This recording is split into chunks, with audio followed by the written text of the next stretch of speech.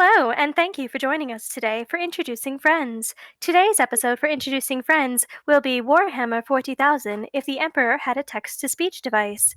Leading the discussions will be our Chapter Master George, aka Wolf Boy. Joining him will be our Forge Master James, aka Griever. I got a bone to pick with you, Also George. joining will be Head Librarian Chelsea, aka Stargal. Please do not interrupt the AI the next time she is speaking. My apologies. You will now have trouble with the recording today. Enjoy your day. You had to go and upset the machine spirit. I'm sorry. But no, I got a bone to pick with you. What'd I do now? Damn it, this rabbit hole you have pushed me down has gone too far. Okay, what rabbit hole are we talking about? Because I do that a lot. Okay, first off, you dragged me into this series. So now you get me all into Warhammer with the whole, pick a chapter and all this stuff. So now, what do? I go ahead, I start learning about things. Then I download that mobile game, Warhammer Freeblade. Then what do? On my channel, besides doing the PC for Chelsea, which was, by the way, extremely fun, I made the Mask of Grimaldus. And now I'm going to be working on a custom Ravenwing figure with the McFarlane thing. I blame you. You say that like I did something wrong. Not really, but I still blame you. Okay, well, fair enough. I will accept the blame this time around. All right, well, everyone, welcome to another wonderful episode of Introducing Friends to Warhammer 40k. And we're good to continue another episode into If the Emperor Had a Text-to-Speech Device, as our wonderful AI has pointed out. And we get to see my favorite boy again. Who's that again? Are you serious? No, I'm not serious at all. You know me. I mean, I've got several favorite boys in this particular series, but there is most favorite Vulcan, boy right? moments. I'm pretty sure it's Vulcan, right? I mean, Vulcan is definitely a favorite boy. He's just a happy ball of sunshine. A destructive happy ball of sunshine, but a ball of sun. Oh my gosh, Vulcan's a cat. Nah, I don't see it. Okay, I just had destructive ball of sunshine. I'm like, that's a cat. Or a puppy. He's a puppy. Okay, this. Okay.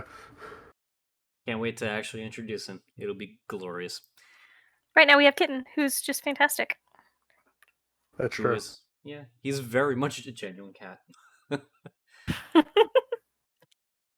Okay, so, was there anything from last time that we needed to cover? Just to refresh my memory? I don't think so. What was last time? A while ago?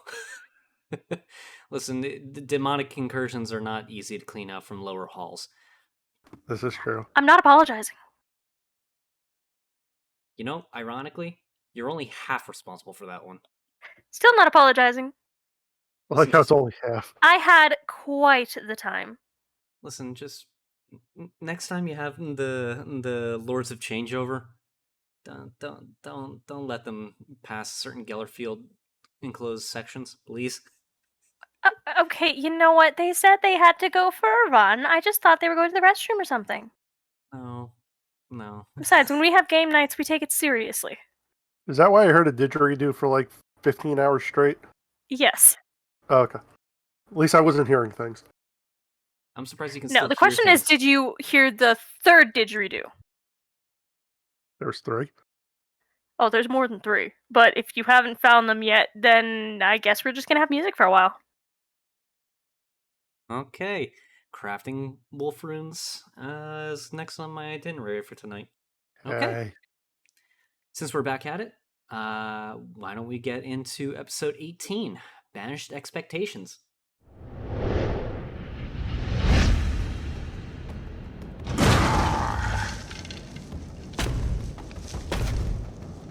Okay. Oh. Is that all the great and powerful the Bane of Octaris has got?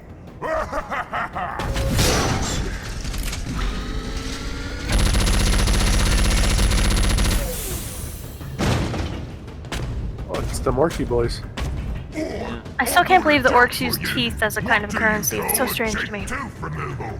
Or rip off. Or use bottle caps. believe he just That all landed messed on up. Is that Optimus? It is. No. Gawk! Ooh, if you were trying to make me laugh with that git, you By the damn well Matrix it succeeded. is. That was zogging funny, that was. Black Tooth, don't get up so easy. He's gonna pop his head, isn't You're he? really good at staying left in No, your he deck, works. oh, That wouldn't cookie surprise dough me. then. What's the Mech Boys should have used Yeah, you as then a they have truck extra engine. currency. Which is why it doesn't make any sense. He's the biggest war boss in this sector. You's really going to start working on different Well, I think we can sectors, all agree the orcs are not the because brightest you're way knives in the off, tool shed. Say this. Although I like This the is kind what of the fourth wall break biggest, perception baddest points war joke there. boss in the sector looks like. You's a fat one for sure. He's for sure. Is that really coming from someone who calls himself Blective? You must have dropped focus spear like a gawk and squig off to get that Connor Tailfrotten title.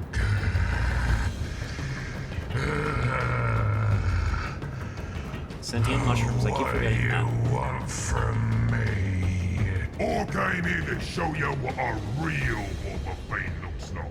And now that you've seen it, maybe it's time for you to be enlightened by Gork and Mork as well, my son.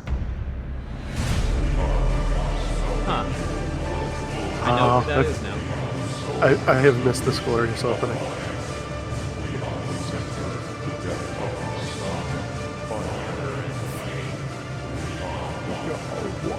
Oh, we actually got a clear shot of Magnus that time. Best boy. Arguably.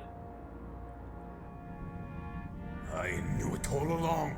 Heresy! A demon is in the The presence of hell is wrong with his head? Who is this? Oh, right, we're at this part. Who left the door unlocked? Silence, filthy demon spawn! I, Fyodor Karamazov, of the God Emperor's Holy Inquisition, has seen through your devious plan. I'm not sure you We understand. have come here to banish you back from whence you came, destroy all that you have corrupted, and reform the Imperium with the God Emperor as our very witness. See what I was talking about when I said the Imperium is sunken together like a failed souffle? Prepare to be punished from this existence, you one-eyed abomination. Father, can you tell him what's going on here? I said silence! Under Karamazov. My Emperor, you said my name. Yes. I have felt your presence ever since you arrived on Terra. Ever since I arrived? Yes. You have come here faced with complete adversity, having searched through the entirety of Terra in your staunch diligence. You have been halted in your progress by the very leaders of the Imperium, but you have carried on. Even have you been confronted by my very own bodyguards, and told directly that I am the one who ordered the disbanding of your organization. Yet you have not given up on your conviction that everyone is plotting against you, and that the very core of the Imperium has become corrupt. That is precisely right, my Emperor. Well, now that you have come so far, I believe it is due time to tell you that you have done a great job. What? The fuck?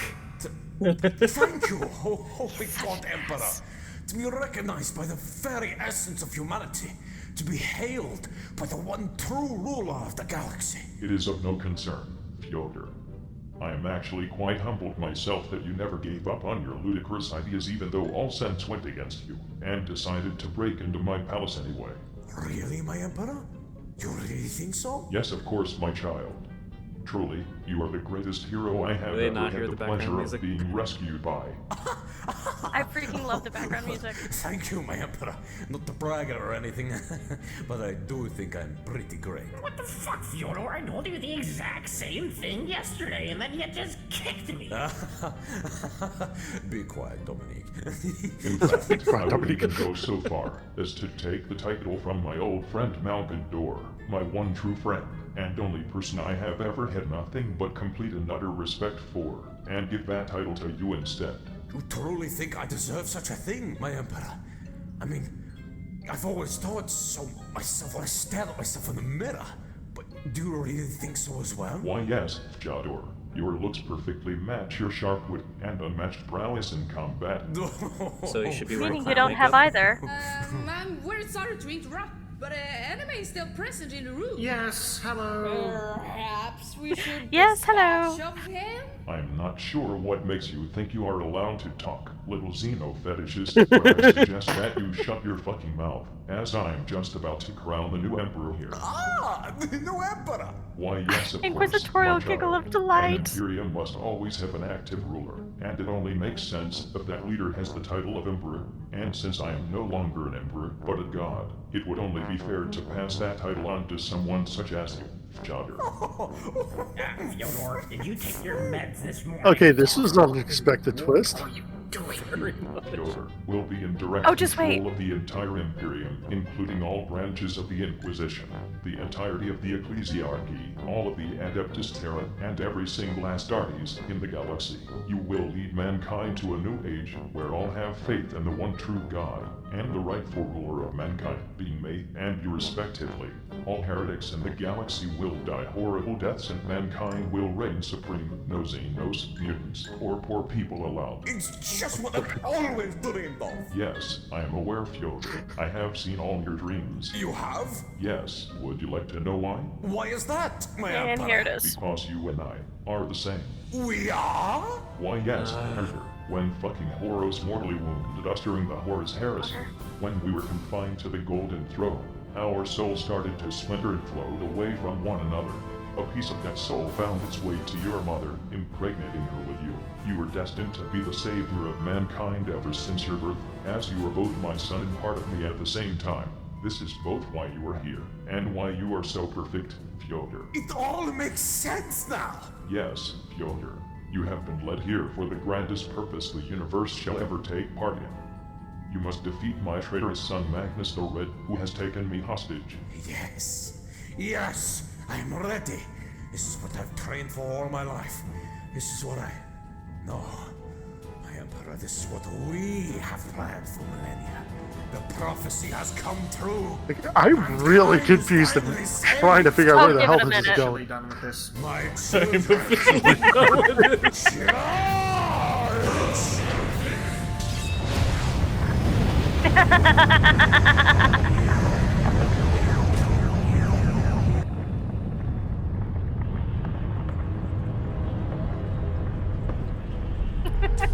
Magnus just warped those guys, didn't he?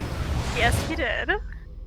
Father, what was that all about? I haven't experienced such sublime schadenfreude since I burned the last church of Terra. Seriously though, good job with the massive That- warp oh. drifting, just as I expected. My lord, none of what you said was true, right? I am offended by the fact that you even assume this. I still do not understand a thing. Why were they even here? Well, a while ago I decreed the disbanding of the Inquisition and the Ecclesiarchy because they were fucking stupid and completely went against what the secular imperium I invented 10,000 years ago stood for. What, really? That is... well...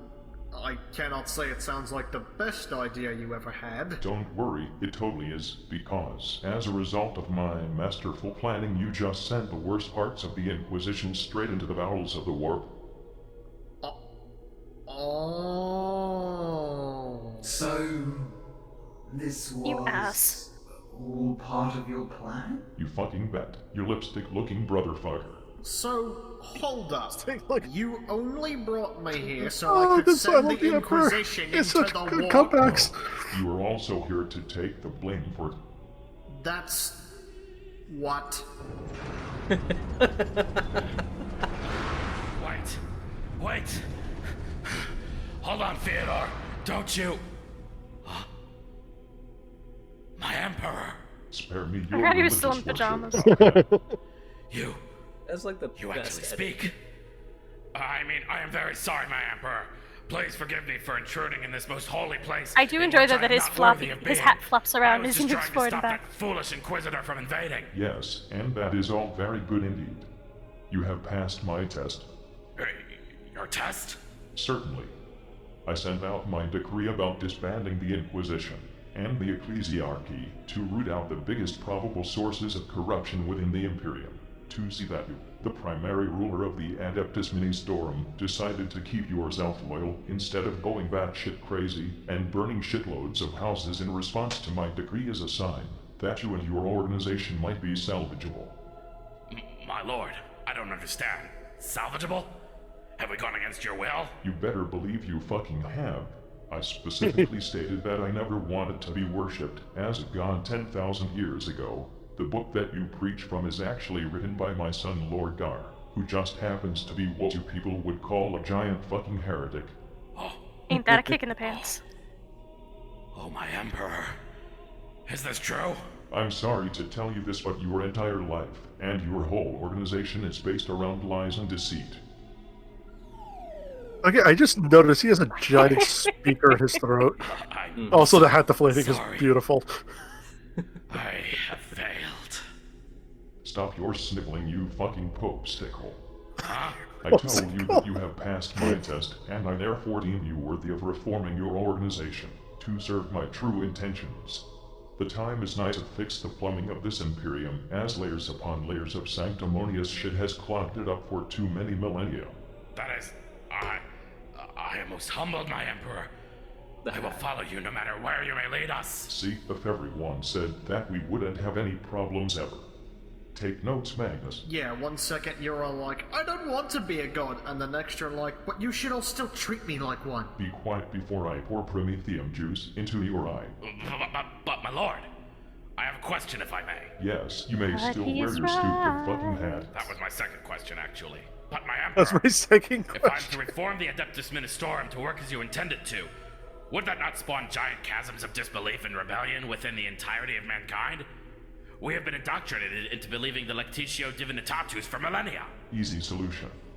We will release a reprint of the book that is actually completely different. It should have a shiny cover, some pretty pictures, and the Emperor's seal of approval upon it. We'll release it all over the galaxy, and make sure every fucker in the Imperium reads it. And don't worry about them suspecting foul play. From my personal experience with the current day citizens of the Imperium, they couldn't tell an Aquila symbol from a fucking parrot. Oh. Very well, my lord. Thank you for setting my path straight. I have a lot of work to take care of, but I shall succeed in your name. Fantabulous, go forth Schlongtop. Oh, and while you are at it, send a message to the remaining Inquisitors out there that they can keep their jobs because they are total assholes. I shall do so, my lord. I will not fail. If you require any aid in writing the reprint, just come up here and I shall graciously help you out like the merciful nut god that I am. Thanks a million times over, my lord. I shall take you up on that offer. Emperor bless... have a great day, my lord.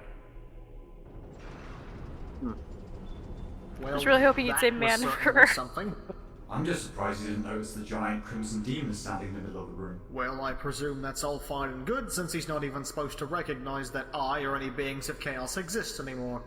Just like the good old days. Hello now. I did tell you that I'm not going for the smokes and mirrors approach anymore. What are you even talking about? You just sent like 80% of the Inquisition into the warp by tricking their leader that he was you. Well, he never fucking asked if I was telling the truth or not. Actually, I think he did. Shut your fuck-ass mouth before I put you back into the box. You'll do your fucking self.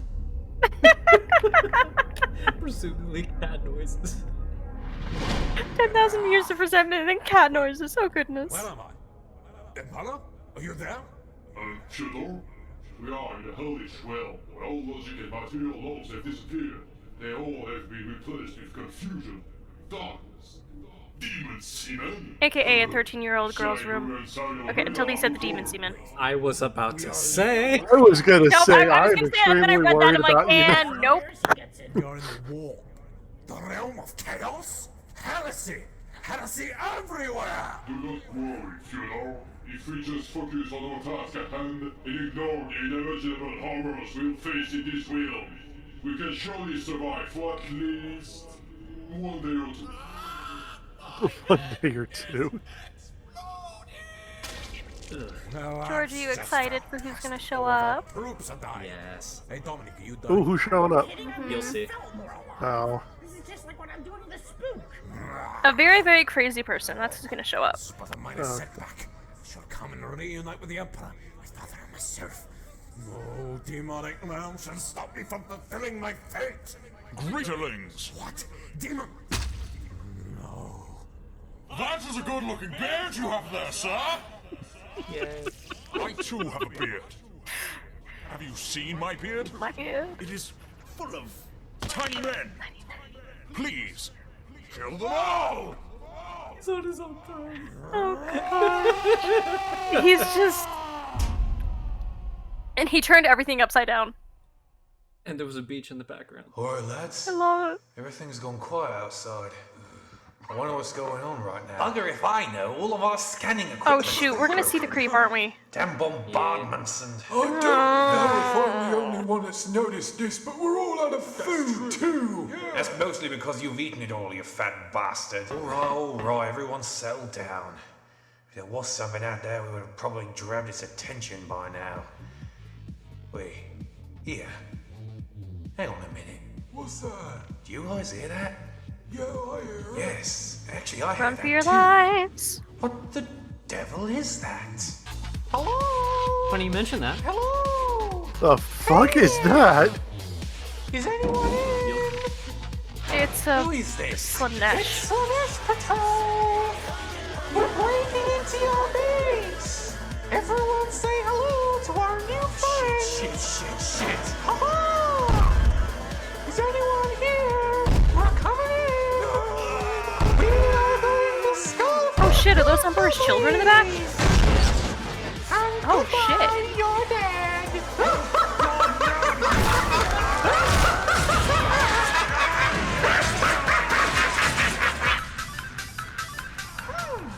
Now, who could that be? Okay, I'll be back in a second, gal pals. Let me just check who this is. The ringtone for the person is perfect. Oh boy, what's up, Fulgrim? Long time no hear from your sexy self. Yeah, I'm good. How about you? Great to hear, darling. Uh-huh. Oh, is that so? He's there too? Well, why don't you put the cutie on? Happy, how are you doing? Dominant as always. I like it. I hate Slanesh. Ooh, you're holding another one of your huge parties? Oh boy, I'd love to come. Is that actually Slanesh? No. No, it's a Slaneshi demon. But I don't like Slanesh things in general. That's my least favorite of the Chaos. Slanesh is the hentai demon, right? Yes. Essentially, yes. Gotcha. Oh, and could you put Fulgrim back on? Thank you. Hello again, babe. Yeah, I got the message. So I guess I'll see you there. Love you too. Bye. This is disturbing on so many fucking levels. Well, boy toys, you'll never guess what. You have no idea. We have a party to prepare for. Give me the strip studies any day of the week. Yeah? Yeah. Thing is, I don't know if the strip studies could kill that particular demon. I don't care. I'd rather just deal with the strip studies than that thing. I will oil up and party along with them. Then no. George, could the strip studies kill Lucius? Or Lucius? Lucius. Yeah? There's a thing about that. Okay. And this goes into an advertisement for Strangstorm back when he was sick. Okay, so I guess we're We ready love for the you, questions Strangstorm. section. What was that? I'm just saying I love you, Strangstorm. Hmm. Not gonna lie, when I found out the Idols album came out on iTunes, I've been listening to it for nothing else since. Just Oh, it's that, actually out on repeat. iTunes finally? Part of it. You're not allowed to listen to it, any of it yet, Oh. because we have to wait for the recording. Because I'm definitely going to listen to show you some of those songs. But I'm It'll be listening to fun. it on repeat and I love it. Fine, I'll wait. Good boy. Okay, so I'm assuming we all have questions for this, so field them my way. Who's got one? Okay, so does Fyodor and the Inquisition ever actually come back? Next question. Yeah. Damn it! That's a Listen. complicated answer. Yeah. Well, I'm guessing they're gonna come back all like, kind of like warp fuckery or something. Of a sort? Again, that's a complicated answer. Yeah, it's one of those things you have to wait and see. It's another one of those wait and see kind of things. Yeah, just accept and wait and see. Okay. But we haven't seen the last of Fyodor, if that's what you're concerned about. Okay. Okay. Chelsea, you had one? No, I didn't really have any questions because I mostly felt.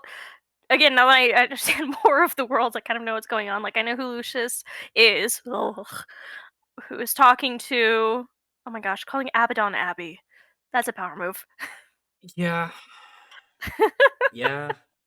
Well, then again, Abaddon's not really much to respect, realistically, but Or maybe he is. It literally depends on your perspective on him and his story. And we got to see Crazy Boy. Yes, in all his glory. Oh The guy who showed up at the end with Fyodor. Do you have a beard? I too have a beard. It It's is made full of of- tiny men. Please kill them all. Yeah, he was a thing. So I'm guessing that the next question is, who is that? Yeah. Okay. So He's the reason Chelsea's sad. Okay. you want to explain that first, Chelsea, before I go into it? Okay, so oh, this is painful. Yes, because while Chelsea is dead, James is just confused. Well, okay, this has to do with Magnus, actually. Because that's... Correct me if I'm wrong, George, but that's the guy, right? That's the first one? Actually, no. No, oh, well, he's part of the reason Chelsea's sad. Well, because Oh. he's part of the same order, at least. Mm-hmm. He looked like a Grey Knight, but with Inquisition Oh, stuff. he is. Okay. He is a great See, knight. look, I'm learned! Good job. You get another gold star. I don't remember his name, though. I'm blinking. Okay, so just to explain who that was, his name is Kaldor Drago. Oh, that name sounds familiar. Oh? I think I've heard you say it before. Yep. That's my extent of it. Kaldor Probably. The name sounds familiar. Kaldor Drago is a very powerful individual in terms of 40k BS, if we were to really sum it up. So, to kind of just put this in an order of things, Kaldor Drago is a Grey Knight, so you called that correctly. Yay. And he's famous for, even when he was merely just a battle brother, he was able to go one-on-one with a greater demon and win, because of how powerful he is. Now, as you know, Grey Knights are all psychers, and they're extremely powerful, and they're indoctrinated to kill all demons that they come across. They're realistically one of the only forces that the Imperium has, aside from Sisters of Silence, I think, that has the ability to nullify psyker BS and kill demons outright. What happened was, basically, at one point during a crusade, the Supreme Grand Master of the Grey Knights fell in battle against Mortarion, the demon primarch of the Death Guard. And what happened, and also champion of Nurgle's plague demon side. Well, what happened was, basically, Kaldor Drago... Mortarion's a sad story. Yeah, Mortarion... He's another one where that breaks my heart. Yeah. Well, you said it yourself, you're not a fan of his, and strictly for what he did at the Council of Nicaea.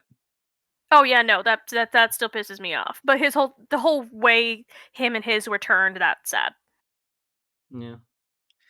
So what happened was, basically Kaldor Drago took on Mortarion, and he was basically fighting Mortarion blow for blow, and he was actually capable of defeating Mortarion when he uttered Mortarion's true name to him. Now, when I say true name, I don't mean Mortarion as we Demon know him. shit. We're talking about his name that the Emperor was going to give him before the Chaos Gods took him away and cast him to the planet where he was before he became Mortarion as we know him.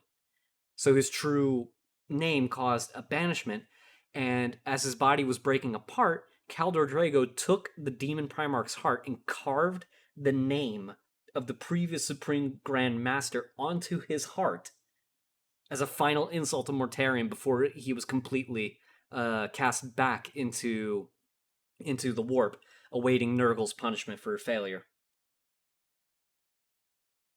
Okay. And because of that deed, and because of the fact that the Grey Knights need a Supreme Grand Master always, he was basically named the Supreme Grand Master of the Grey Knights, and he took over the Order. Well, what happened was basically not long after taking over, he fought against another greater demon, I believe, during a crusade. I don't remember which crusade. It's far back, but what happened was in the process of fighting against that demon, and he was able to actually banish it, I should say. He succeeded in banishing it, but the demon itself grabbed onto Kaldor Drago by the neck and dragged him into the rift that opened, taking the demon and Drago with him into the warp. Since then, Kaldor Drago has basically been stuck in the warp, basically assumed to be lost for all eternity. And what happened was basically Kaldor Drago, because of his power, he attracted the attention of basically all 4 of the Chaos Gods to try to corrupt him into going to their sides. And to be perfectly honest, that didn't work out at all. Because Drago's got excessively thick plot armor. Well, we have to remember one key thing. Grey Knights are literally indoctrinated to be incorruptible to demon, to anything that demons can do to tempt the soul. So realistically, he can't really be tempted unless you expose him to that kind of thing over a long time. But since time doesn't work the same in the warp compared to real space, he could have been stuck in the Immaterium for thousands upon thousands of years, and he just never yielded to any of their demands. To the point that basically every time a demon has tried to tempt him, he would kill him on the spot. And this happened long enough where basically only the craziest of demons from Khorne dare to get anywhere close to him to challenge him to a fight.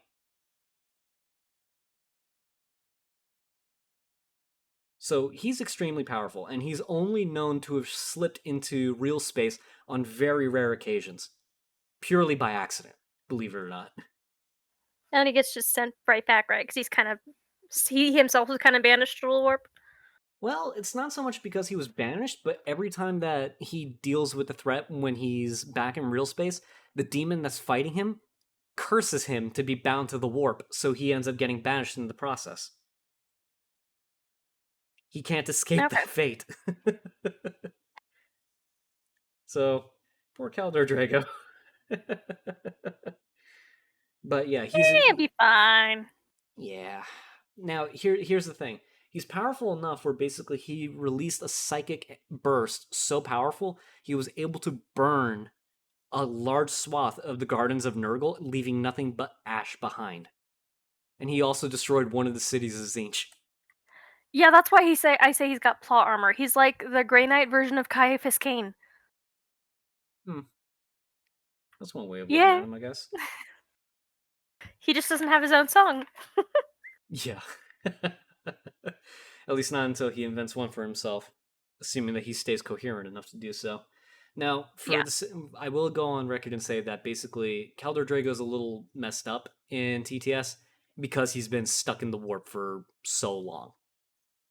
But there have been plenty of examples in the actual canon where Kaldor Drago is not as insane as they're portraying him to be in this case. So he's only slightly insane. Yeah. I mean, he spent however amount of time in a place where nothing is real and nothing makes everything's based sense. off of thought and emotion. So sanity is not exactly something you hold on to. No, really isn't. I don't know. It could just be a really bad episode of Whose Line Is It Anyway? But an entire universe No, made up it's of these not. jokes. But it's where anything goes and the points don't matter. Same difference. Mm. No. All right. I'll see myself out now. Okay. All right. So, any other questions? Okay, stupid one. Yeah. Since the Emperor said he was going to have a plumbing problem, should we get Jerry involved? No. No. No. No, Jerry. Jake would disagree. Well, Jake's not here. Fair. Okay. James, do you wonder about Lucius?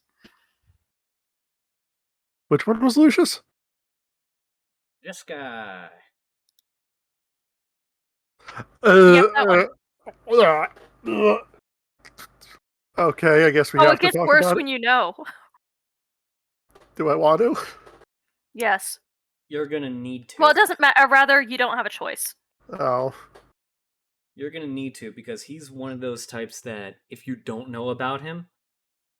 Actually, if you don't know about. I'll let you He be the can judge still once I kill tell you you. if you don't know about him because he killed the one grenade guy.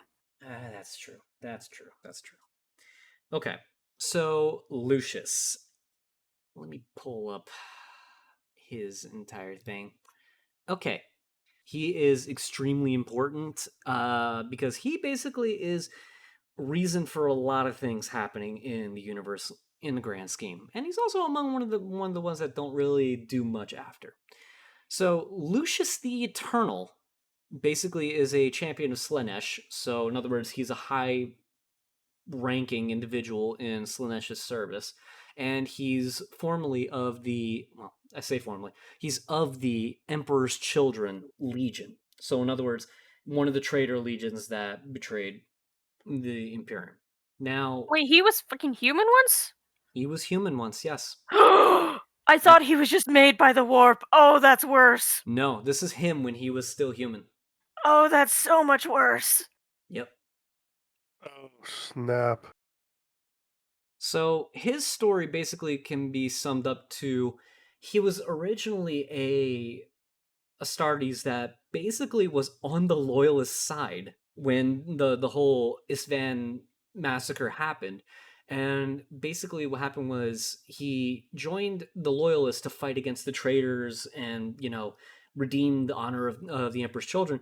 But what happened was, for one reason or another, he basically decided, oh, you know what? I'm not getting enough recognition for how awesome I am. So I'm gonna go ahead and betray the unit that I survived the massacre with, so that way I can get in with the Traitor Legion and get a higher rank. Well, he did. He joined the Traitor Legion first and foremost, rose through the ranks, and became the personal bodyguard of Fulgrim, or one of the personal bodyguards of him for the assault marines, and he gained the rank of Lord Commander. Well, what happened was basically during his service to Fulgrim, he also got close enough to notice that Fulgrim was also being possessed by a demon. And he, Fabius Bile, and a few others basically, if I remember correctly, tortured and performed an exorcism on Fulgrim to cast out the demon that was corrupting him. But by that point, when Fulgrim got his control back, he was already corrupted beyond, recognition at that point. So there was no saving Fulgrim regardless. Wasn't it a sword? Well, the sword was what was manipulating Fulgrim to join the traitor side and become a demented Slaneshi type individual. So, yeah. But they were able to cast aside the demon that was afflicting Fulgrim, and Fulgrim, he had already been corrupted, so he basically just, stayed the same, but he And it didn't said, have fuck it. the base idea of who Fulgrim was had been modified, so even without the demon's influence, that Fulgrim stuck. The base Fulgrim was gone. There's no redeeming him at that point. And what happened was Lucius, in the process of his conversion to basically being rewarded by Slanesh for his many, many deeds, he basically started going on a tour to test his swordsmanship against other Marines, both on loyalist and on traitor side, killing some, letting others live just for the sake of it. And at one point, during one of the missions, when he was actually killed, like dead, he somehow woke up in Fabius Bile's experimentation place, and he just didn't understand how he was able to survive what had happened.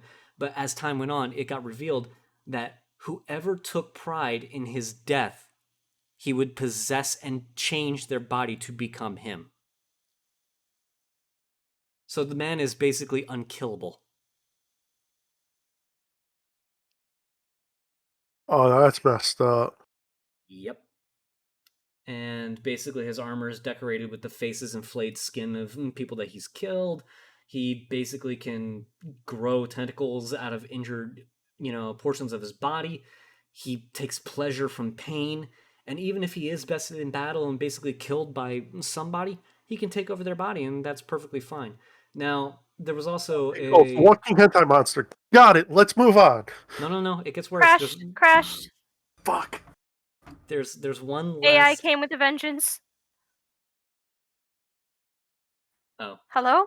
what did you miss? I think, okay, so the AI is still mad because everything stopped working, and then I heard everything at once.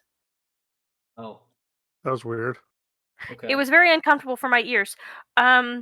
Yeah, whoever takes pride in killing him, he possesses. Don't you love that you know that now? I think part of my soul just died. There's no way to kill. Actually, no, there's one. I don't know if it's a joke or if it honestly could work if you get the Raven Guard to do it. Because they're so depressed they wouldn't take any pride in it. Well, there's a workaround that Lucius actually took advantage of. See, what happened was there was a situation where Lucius actually gets killed accidentally by someone who wasn't even aware of Lucius and who he is or anything. Took no pride in the kill. Basically, was just there to survive and just move on. But the person who made the ordinance that killed Lucius, who took pride in their work developing weapons for the Greater Imperium, that had killed Lucius, while he was in the factory, basically got turned into Lucius. Okay, you want to talk about bullshit plot armor. Yeah. So here's the plan. We get the Raven Guard to make their own ammunitions. I guess that would be one way of looking at it. They're so depressed they can't take pride. And it's really sad. It is actually really sad. Those poor babies. But it's in this case, it's the humor of it is a little funny. Oh, I just remembered one other thing that he did. You know Necrons? The ones that have no soul? Yes. There was one that was apparently a Necron that had a personality and everything, but remember, they have no souls. Fought Lucius, killed him, and won. But because he actually had a personality and he felt pride, it doesn't matter if his body is all machine. Lucius turned the Necron into his new body. So hypothetically, if we get a soulless Necron to do it, Without a personality and no semblance of the sensation of pride, maybe. Wait, what about a Terminator? Wouldn't that work? they feel pride in killing. Oh, they do? Yeah. Damn it. Yeah, they've still got sentience and intelligence. Well, what if one came by and just accidentally stepped on him, not realizing it? Then whoever made the Terminator It'd probably be like armor the or grenade whoever, thing. Ah. you know, Yeah, that's bullshit plot armor if I've ever heard it. yeah. So there's not really much. Worse than what you had mentioned earlier, Chels. Yeah. Well, to that I will say, it's never fun if the sides aren't even.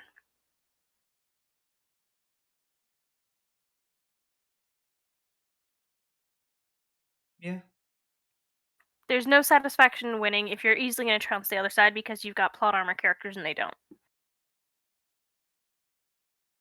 And I don't think there's ever going to be an example of Lucius getting a final kill unless he's killed by, I don't know, Guilliman and the Sword of the Emperor. That's literally the only thing I can think of that could do it. How about... Actually, no, I know who could do it. Who? Nurgle. Or not Nurgle, actually, yeah, no, any of the Chaos Gods. Because he can't possess them. That opens up a can of worms, though.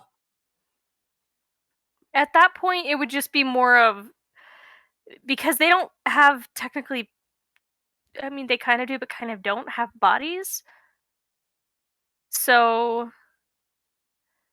Yeah, but considering his position, I highly doubt that Slanesh would ever allow that to happen. Unless it got pissed at him and decided to do it. Don't you mean they? I don't know. If Slanesh got angry at Lucius. Sorry, the whole pronoun thing with regards to Slanesh. I don't know what Slanesh is. Well, yeah, Lucius is definitely one of those that you never want to ever meet on the battlefield. So that explains Lucius. All right. Any other questions? Can I cleanse my eyes with holy water, please? There should be a jar outside in the hall. Did you realize that when the Inquisitors were taken away by Magnus, there was Inquisitor Javert? From Lemez? Yes, that was funny. Whereas Even though he died already, but he was in there anyways. Well, no, he didn't die. Yeah, he did. He got trampled over. That still didn't kill him, though. Oh, well. You gotta remember, he's I also in imagine armor. Custodes running over you would kill you. It wasn't the Custodes who ran over him. It was the other Inquisitors. Oh, okay. Let's see if I can find him in this scene. All the Scions. There he is. Inquisitor Crow. Oh, yeah. That was a fun little insert.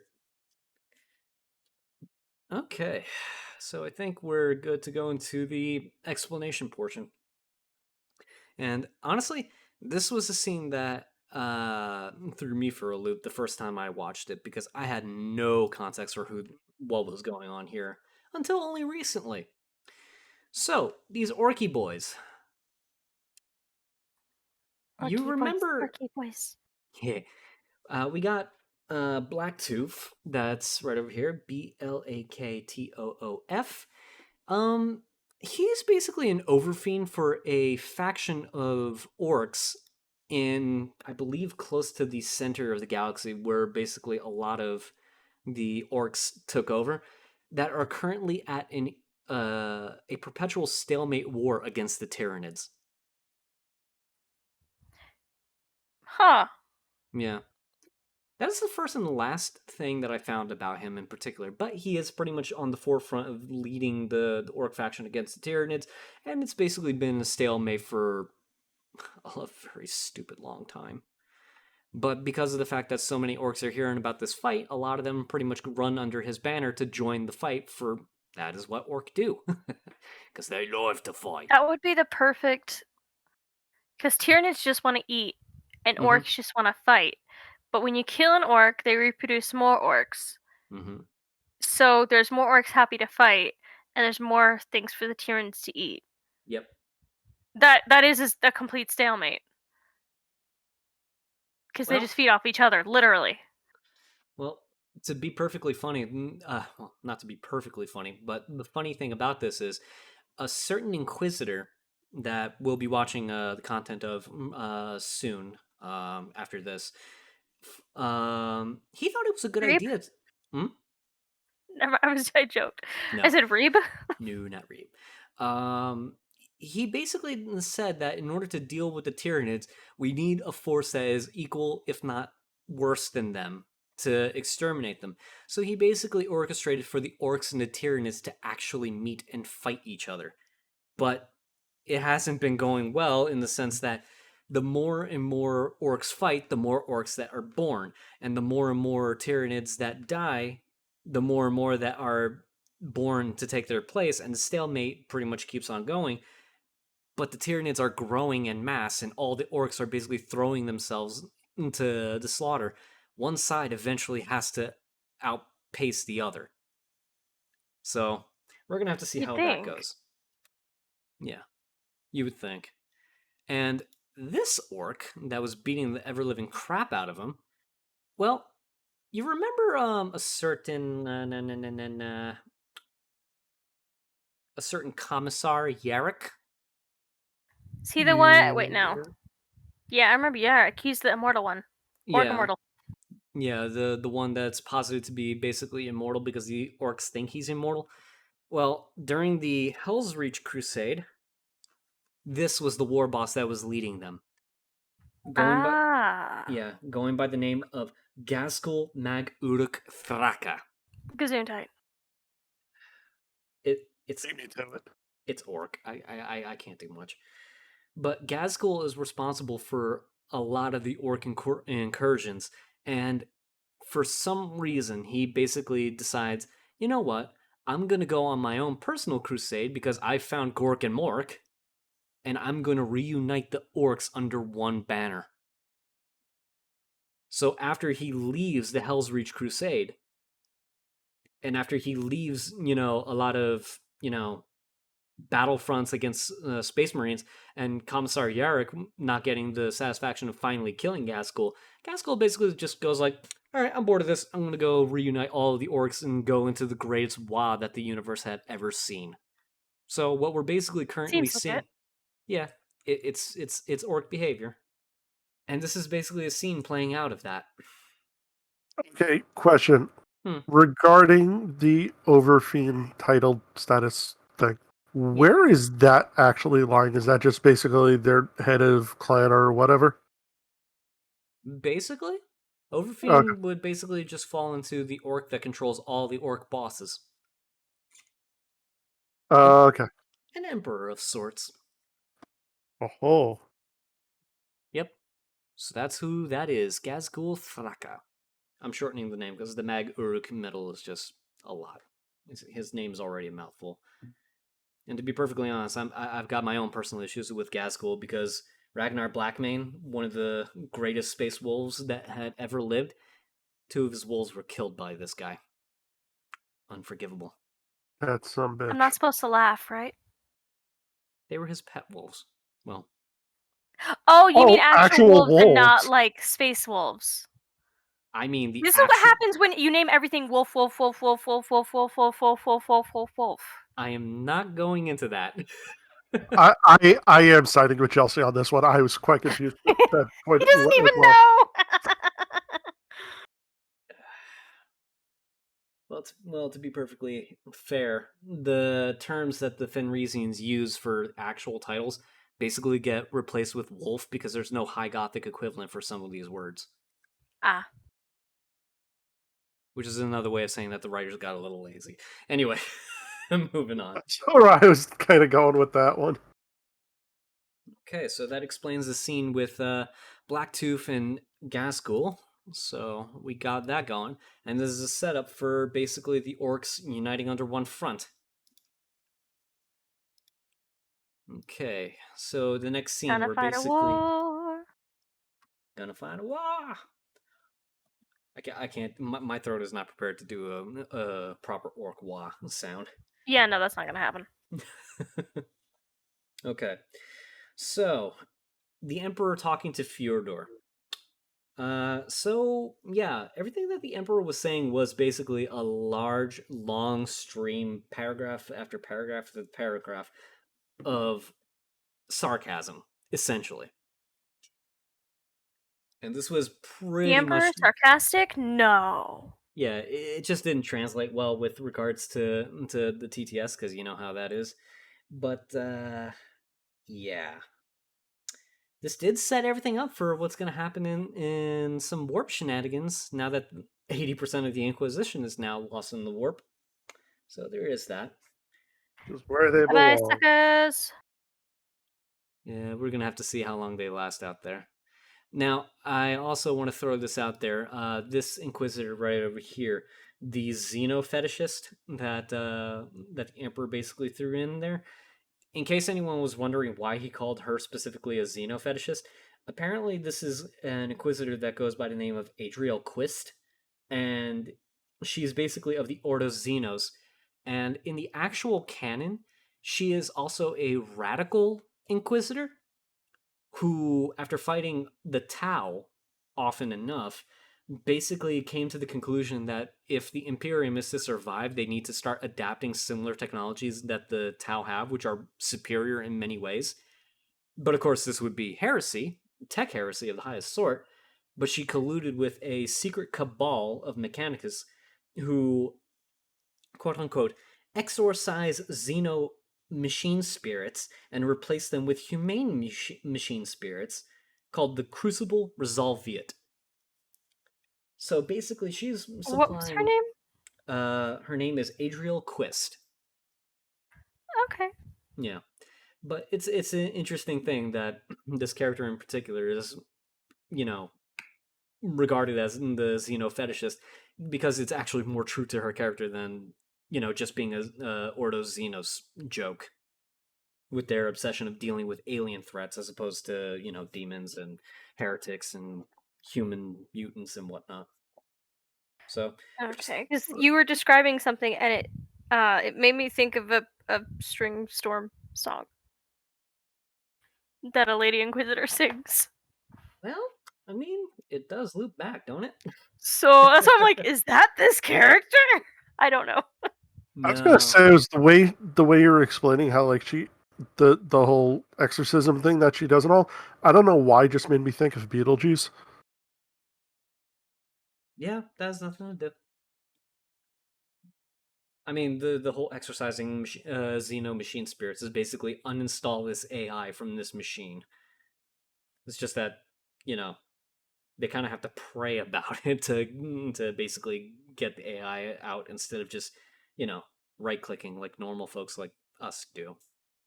Well, I mean, I was kind of going more along the lines of like, for anyone who's not seen the original Beetlejuice movie with Michael Keaton, highly recommend go see it. Very funny. His whole thing was he used to he was a his shtick was that he exorcised the living rather than how like a normal exorcism is to remove a demon. It was a demon who exorcised the living to make ghosts happier. So it just seems like it seems like what she's doing. It's basically the reverse of what she should be doing.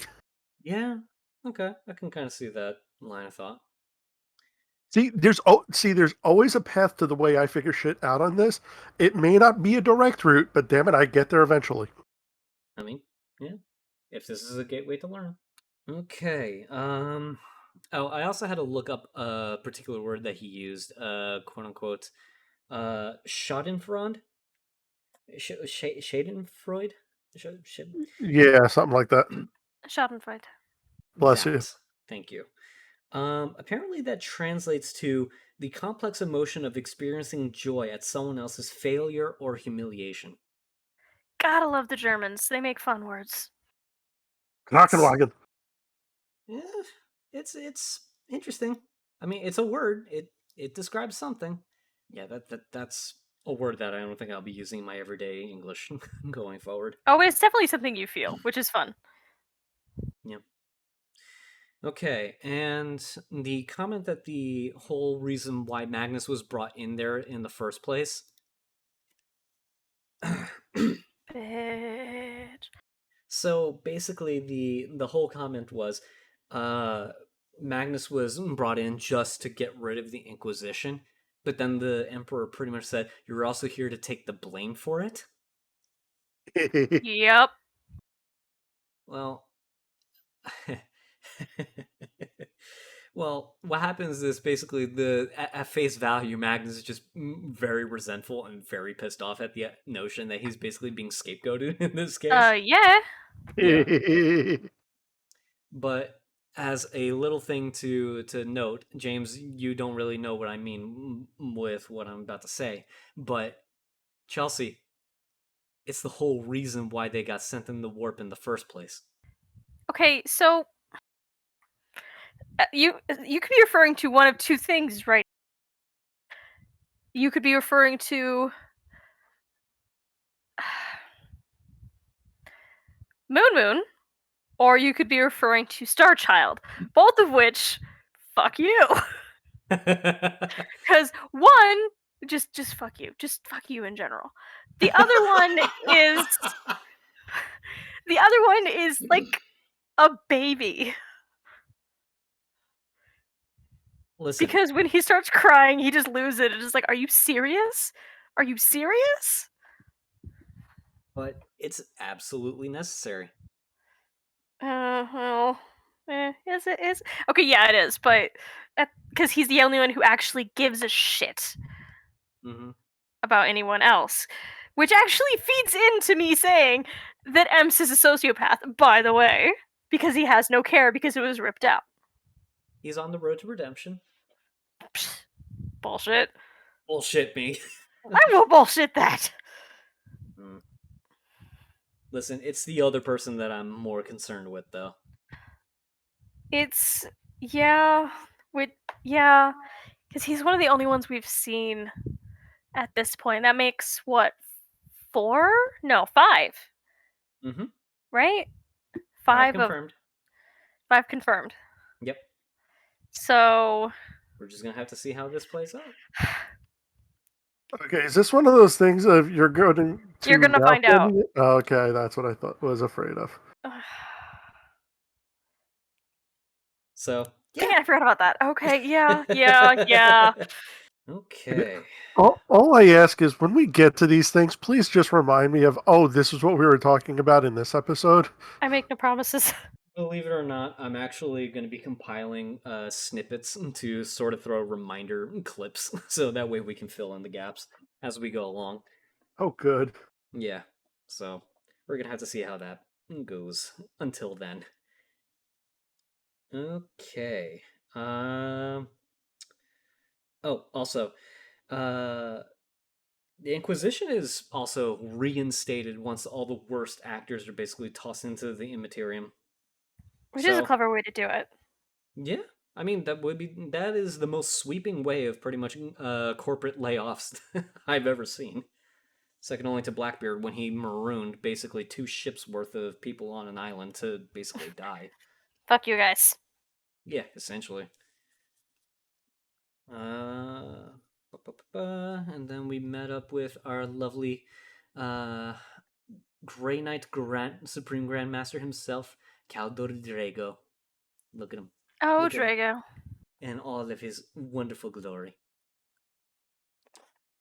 I think that pretty much covers everything. Between him and Lucius, I think that covers this episode pretty airtight.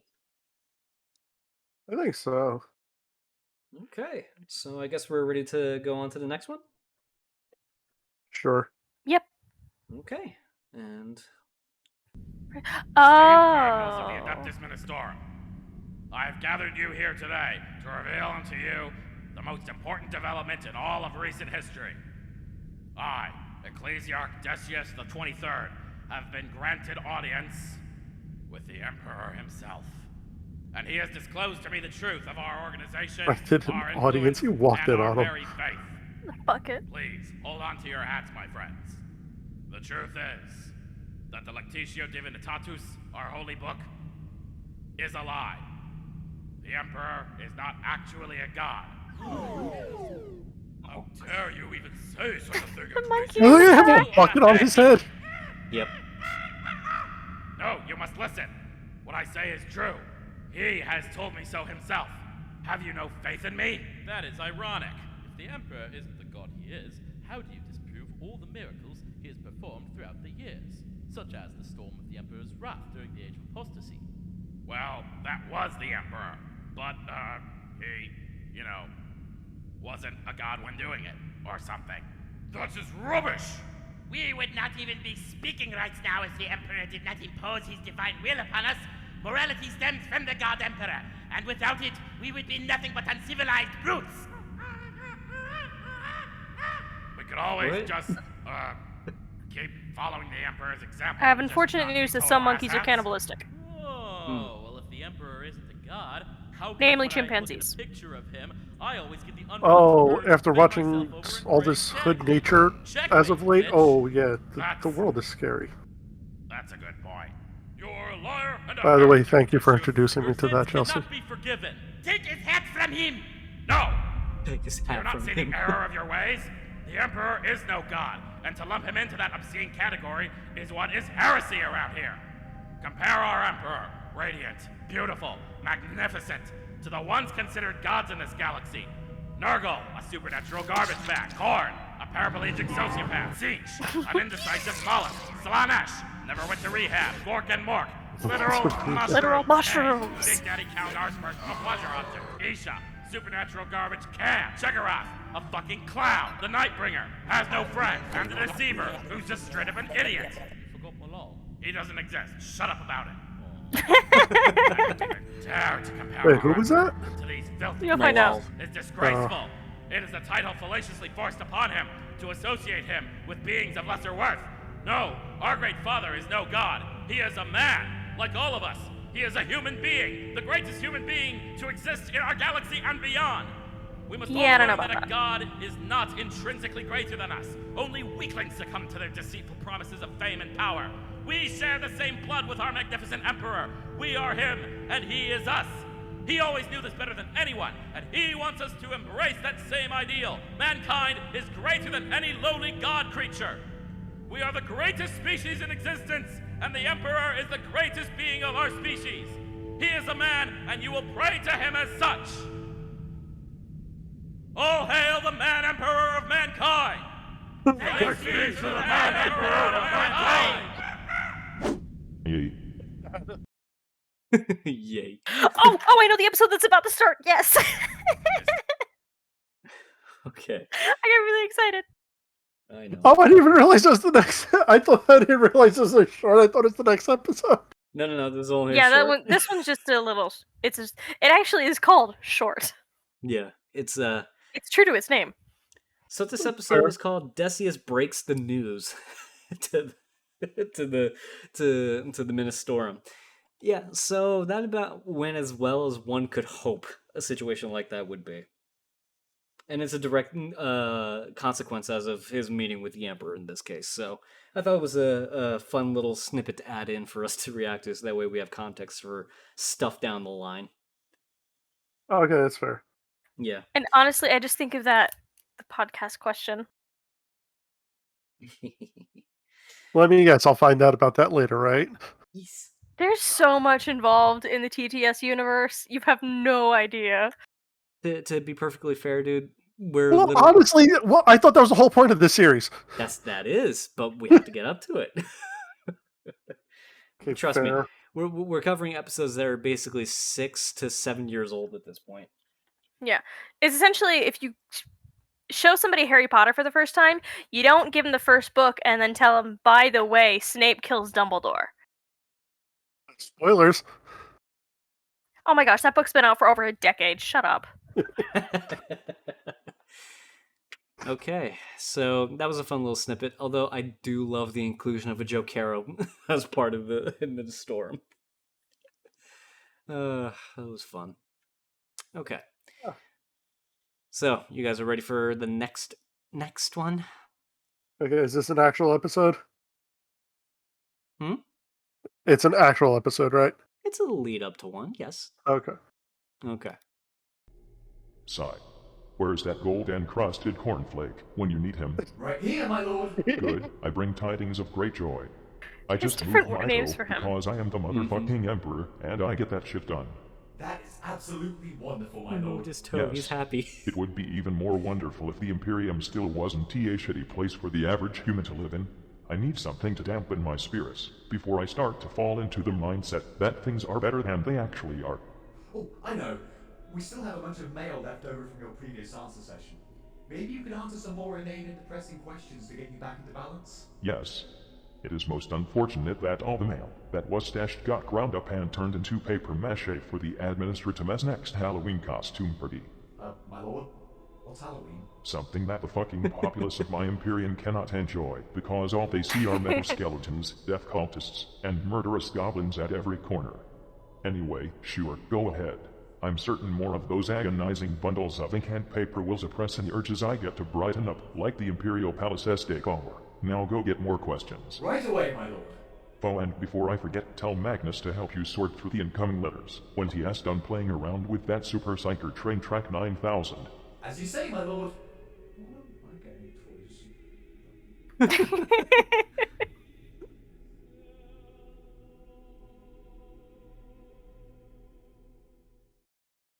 Now I got the episode proper. Ferocious answers. Father, why are you doing this? I must do it for mankind. Do you not realize the ruin this could cause? Yes, but I shall endure. Your people will not. This planet will not. Risks are inherent to any situation. As master of mankind, I must make my own decisions on the matter. Even when the stakes are the annihilation of your home and everyone on it? It must be done. Oh, come on, you lot. These are just some harmless questions. You have no say in this, Custodian. You have not looked into the repugnant abyss within which we are about to descend. We did sort through the letters together. And I've already done this once before. Father must be correct in your lack of emotions. These questions are giving me the urge to turn every last Imperial in the galaxy into mindless chaos pawns. That way, the galaxy's general intelligence quotient would skyrocket. Oh, they're not that bad. You're just overreacting. Oh, like you and your Tau girlfriend. Mate, I swear to fucking that was not canon. I am going to kick the living shit out of your red vein fucking dick. Calm down, children. It is neither your time nor place to be livid. Well, if you are absolutely, completely, utterly, perfectly, entirely, horrifically, planetically certain, let us begin. Yes, let me just bounce up and down to get the papers. Alright, first question. Wait. I need something first, just in case.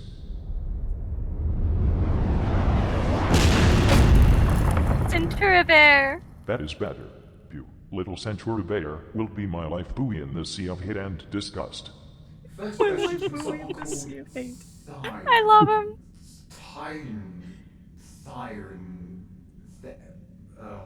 Oh, great savior of mankind, I encroach on thy busy mind with a question of utmost importance to my mind. Didst thou, in all thy wiseness and foresight, not foresee the great heresy by the arch-traitor he whose name I won't speak? How the fuck did he know that? I eagerly await thy reply, but I must go now, lest the overseer punish me for not sorting through the cactuses in the Lord Governor's garden. Faithful yours, Time fucking... Is he a time-traveling scribe or just dyslexic? That is beside the point. Answer the question. This is amongst the few good ones. Since I am constantly several void whales ahead of anyone else, I am certain I did. But as I have said before, my memory is as fractured as the self-esteem of an overweight Eldar. But I think my expansive knowledge of all that is still out there, somewhere. No! Throne Emperor! Why can't you hear me? You must kill the Tau before it's too late! They will destroy us all! Send the Ultramarines to save us! They are our only hope! Throne Emperor!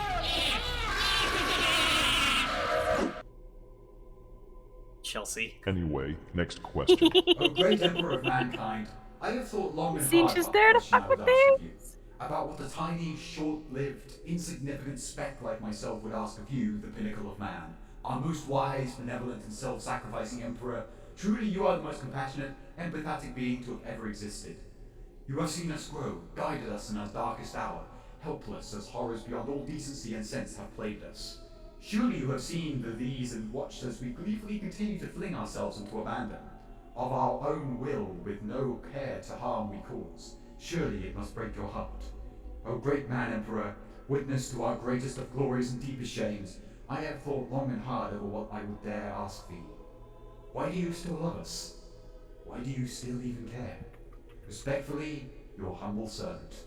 My ass must taste of ground beef and rainbows if it is that delicious, because I would not be surprised if it does. He does have a very good point. Why do you care? because I see immense potential in mankind. I cannot even comprehend that, honestly. Maybe it's because I've been in the war for a better part of 10,000 years, but I just see a squabbling herd of animals. I want you to imagine this. Hello there, what is going on? Imagine thousands upon thousands of angelic beings reminiscent of me in my prime. Oh. All united in a peaceful galaxy, in an interstellar imperium where all individuals have attained their own objective perfection. Without war nor political turbulence, Where the hell did he they come all from? lay naked upon a beautiful beach He planet, wandered in. reveling in the Oh, okay. ecstasies of human life, and really fucking good hair. That is what I want for mankind. To turn us all into an entire species of divine masterminds with giant gold-coated abs, just like him. I can't take it! Ah! Whoa. Sorry, I'll take my leave. Well, that all sounds like extremely wishful thinking. No, the potential exists. I made you Primarchs, remember? Yes, but we were a very special case, were we not? Of course you are special, my little Magni Magic, but that does not mean you are anything more than part of a failed batch.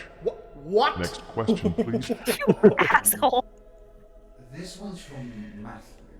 To the true Man-Emperor of mankind, why is everything in the Imperial painted gold? Because gold is given to those in first place. Yeah, Every you lesser was just color is throwing them relegated to in contestants the head again. who cannot keep up because of how much cock they suck. Mankind rules. Another one related to the gold. From Cain the Governator. Dear Emperor, I am fascinated by the amounts of gold you seem to have in your possession, and I would like to inquire about where did you find so much? You see, I am ruling over a world, and I am considering about making investments gold plating all of my PDF armors to make them more impressive when they perform their crowd control duty against a disgusting populace. Because what fun is there in being wealthy and powerful if you don't use these assets to show off how much better and superior you are than the masses of uncultured plebeians? I'm sure you can relate to such empowering sensation. I don't know how he would laugh when he's written it down. Maybe he'd go, Lindrum, I want you to send an explicit order to the Department of Money Taldrum to replace this scrote snake's every order with frosted copper and glitter glue. Next. Scrote snake, gross.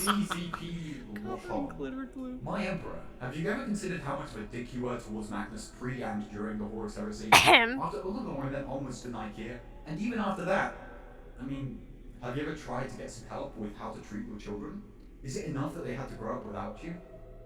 You were owed this one, did you not? As a matter of fact, I did not. This person just seems very logical. Pretty sure you did. No, I It's a did very not. good question. Yeah, you totally did. No! Yes. Answer it, damn you!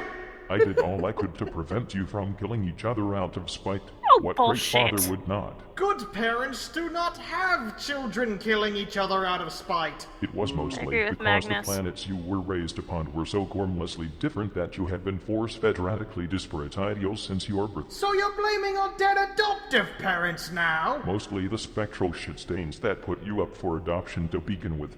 Well, you could still have spent more quality time with us. Shut up, I am answering questions here. From anonymous Oh, mighty Emperor, I have a query which has deeply troubled me in my creed. Is your glorious self a bloody necrophiliac, what with all the unhealthy amounts of skulls and all? It is to show that even in its barest form, humanity is beautiful. Have you seen how majestically my cranium curves between my parietals? It is amazing and something that binds us all together. My glorious Emperor, does your penis still function? Would you bang a towel if so? By the sounds of things, they'd be too scared to even let me go near them with my enormous fiery great sword. Next. So Emperor, you ever skip on leg day? Fuck you. My Lord Emperor, why doesn't she love me back? If said individual does not respond to your advances, then stop wasting your precious life blood on her, Sonny. Take it from someone who probably ravaged her great-great-great-great-great-great-great-great-great-great-grandmother. She is not worth your time. Here is a question from someone called, Carl the Deranged. Oh goodness, no. Dear Golden Oh, goodness. Shipwrecker, it's me, your previous chef. Are you in pain? I fucking hope so, you cunt. Mostly I said this to give the one who opens it the Nurgle's rot I packed into it with. Go and fillet another priest, you piece of decomposing garbage. You are atrocious at sorting these. Isn't this the most deadly disease in the galaxy? Just refrain from breathing through your nose and you should be fine. This still smells better than the spaghetti he cooked for me. From Joe Argento. O glorious Emperor of mankind, Out of all the Chaos Gods and other douchebag deities that threaten the Imperium, which one pisses you off the most? That is like asking what kind of brain cancer I prefer. I am too busy frothing and screaming to be able to answer. This question is apparently from a piece of your lost soul, my lord. O glorious vessel of our splintered soul, have you yet asked about what happened to the armory you wore during our duel with fucking Horus? Thank you, glorious Space Emperor. Your question is grand, just like you. And I do actually remember. For when we were lying around dying after the duel, we lied there, and listed off a couple hundred things those present needed to do if we were to die.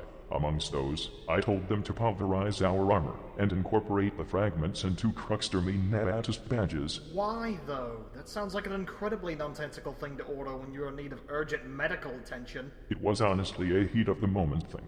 Like, do you know when you are feeling extremely erogenous in bed, and you smack whoever is with you across the face just to see if it feels good? You need to cease and desist right now. Next question, Magnus. Cease and desist This one is right now. from Yeah, no, I agree with Magnus. Hey, Corpse Emperor. Oh, that is wrong on so many levels. You.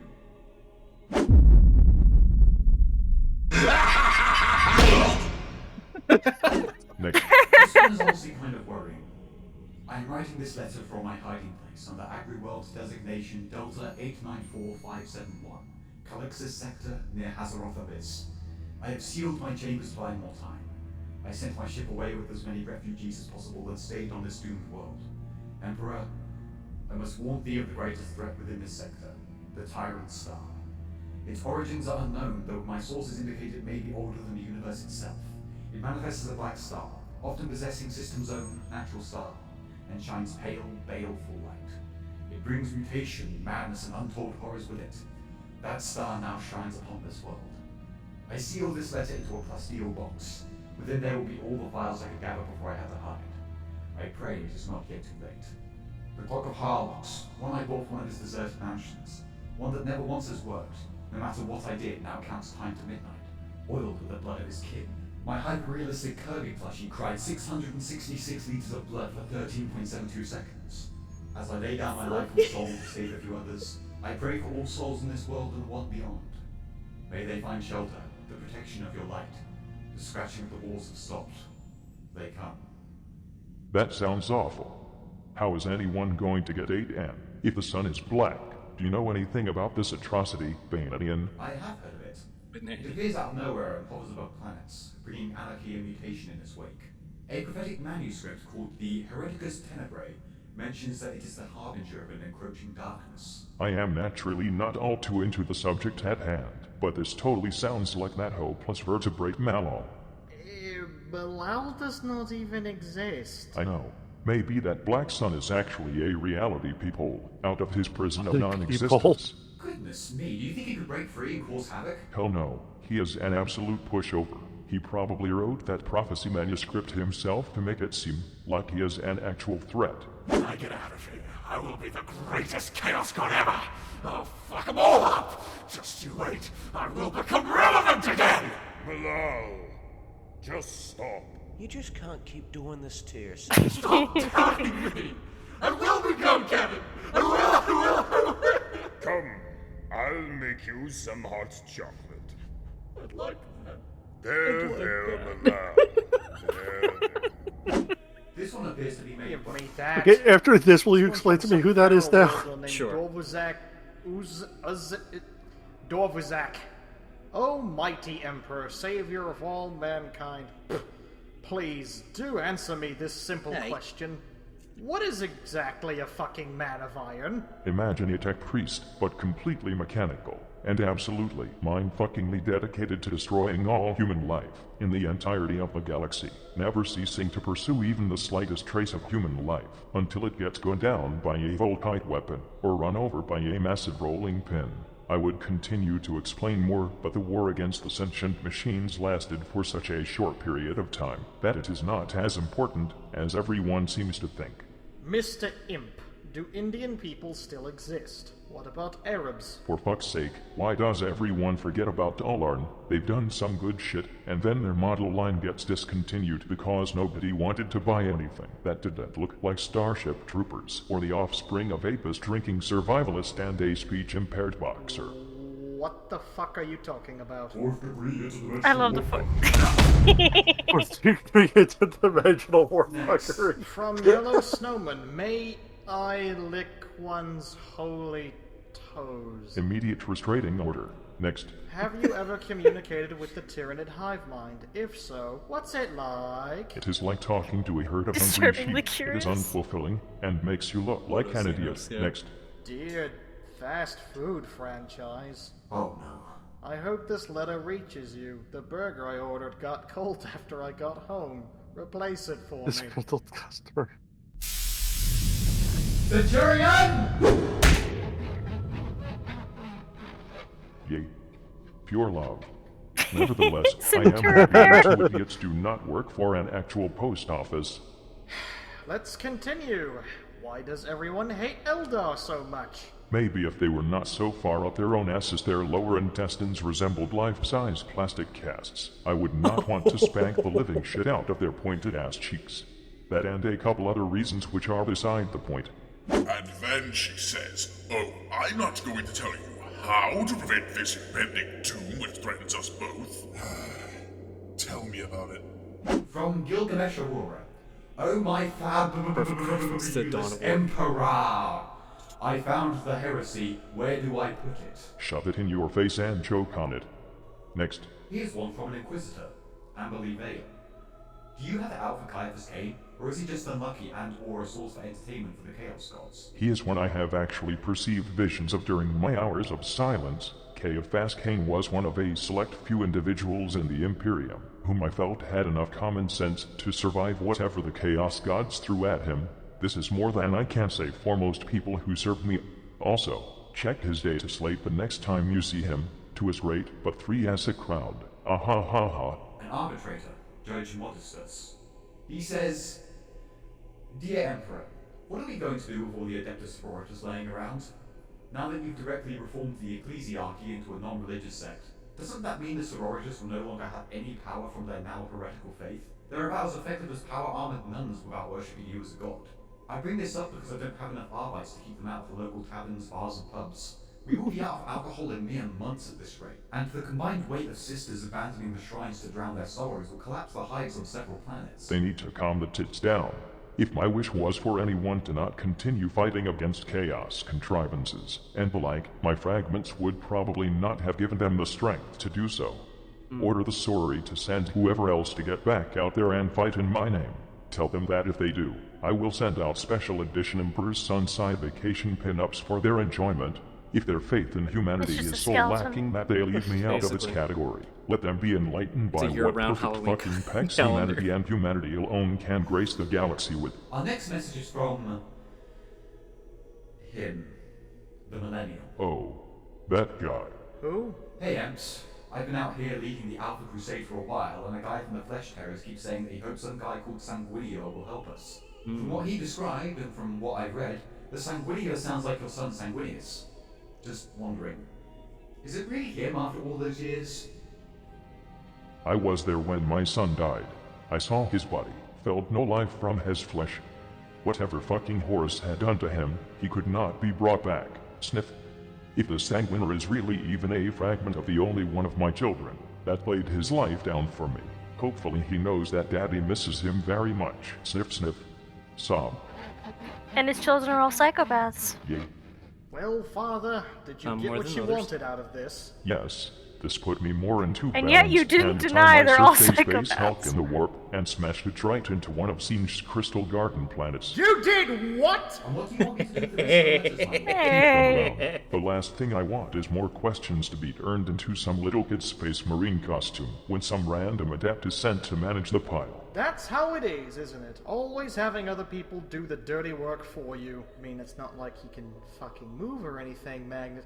Oh, wait! You need to shut your face, Richard Lyondick. Why do you tell me to shut up all the time? You keep complaining despite you having the fucking mane of a great beast. Rabble, rabble, rabble, rabble, rabble, rabble. We go to bed. Good exit, kitten. Wise. That was a good one. You're just saying rabble over. They're just rabble, rabble, rabble, rabble, rabble. They remind me of Schnitzel from Chowder.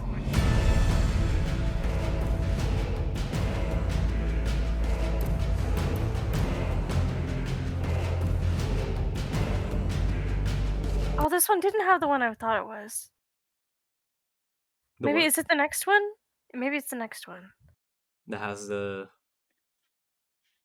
what? The really funny bit.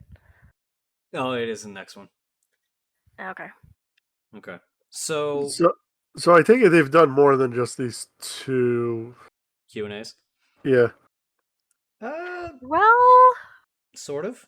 They've incorporated into another form of entertainment that they have later down Yeah. down the road. Good lord. But there are some. Hmm? I said there are some in terms of Q&A. Mm-hmm. Okay, so you had a question, James, about one thing in particular. Yeah. Can y'all explain to me who the hell Malal is now? He doesn't exist. Yes, so what happened was basically back in the day, the Chaos Gods were basically the major four. Well, there was talk and there was some lore entries that made a reference to a possible fifth god, which was Okay. Malal. And Malal was basically the chaos god of hatred and anarchy. He basically was just Retcon. designed. Well, yeah, he was retconned. He was retconned out of existence, realistically. And basically what happened was they pinned the stories of Space Marines just going absolute apeshit on other loyalists for no good reason and no corruption from the other Chaos Gods, particularly on this Chaos God of Anarchy as the primary fault. But what happened was basically as the stories went on, they basically just like stop bringing him up. He's we can't really represent him, so don't bother. And basically, Malal has literally been retconned out of existence. So the joke here is the fact that the Tyrant Star, which is a completely separate thing, is a quote unquote peephole from Malal to actually peek into reality until he's relevant again. Okay. But and yeah, it's really just a setup for a really, really big joke, and that's really what it is. And I love the people comforting him are people who also no longer exist in the 40K universe. Yes, for one in particular is Horus, because Horus, when he And was a squat. yeah. So Horus was basically banished out of existence. His soul literally cannot be reconstructed in all of reality, so he no longer exists. I don't really know who this demon is behind him, so that's one I'm gonna have to turn to the comments to mention. But this one right here, which is basically a squat or aka dwarf. Dwarfs were a thing in 40K, but they were retconned out of existence when basically the Tyranids came, and the Tyranids ate all of them. Yeah, the canon is the Tyranids killed all of them. So that explains pretty much that entire scene. So we have elves, but we lost the dwarves in the process. Or Gimli. And the only other thing that realistically I just want to throw in there that honestly I thought was very interesting was the Hey, sorry about that. Okay. Apparently the mechanics of spirits have taken their revenge upon me. Yeah, you pissed off the AI. It was just waiting. It was just waiting. Well, no, it got me, and it's getting George's voice, and it got you. Yeah. You need to not piss it off next time. I'll remember. I'm sorry. Okay, so to kind of go back, what was the last thing I was talking about? Last thing I was able to hear was we were talking about Malal. Right, and Malal's basically retconned out of existence, yeah. Right. Oh, we might have been talking about how the squats were retconned by the Tyranids. Yeah. You were actually mentioning Horus, actually, when I kind of had my issues. Okay. Oh, AI got you long ago. Yeah. Okay. So Horus basically was smited out of existence to the point that his soul was no longer recoverable, so that's why he's there in that scene. There's a greater demon that's behind him. I have no idea who that is, so I'm going to turn to the comments for that. and Okay. the dwarf-looking guy was basically a dwarf, the 40k version of them, that basically the Tyranids ate out of existence. So that's the whole joke behind that. So basically, the dwarves of 40k are like the dwarves of Tamriel. They just are not there.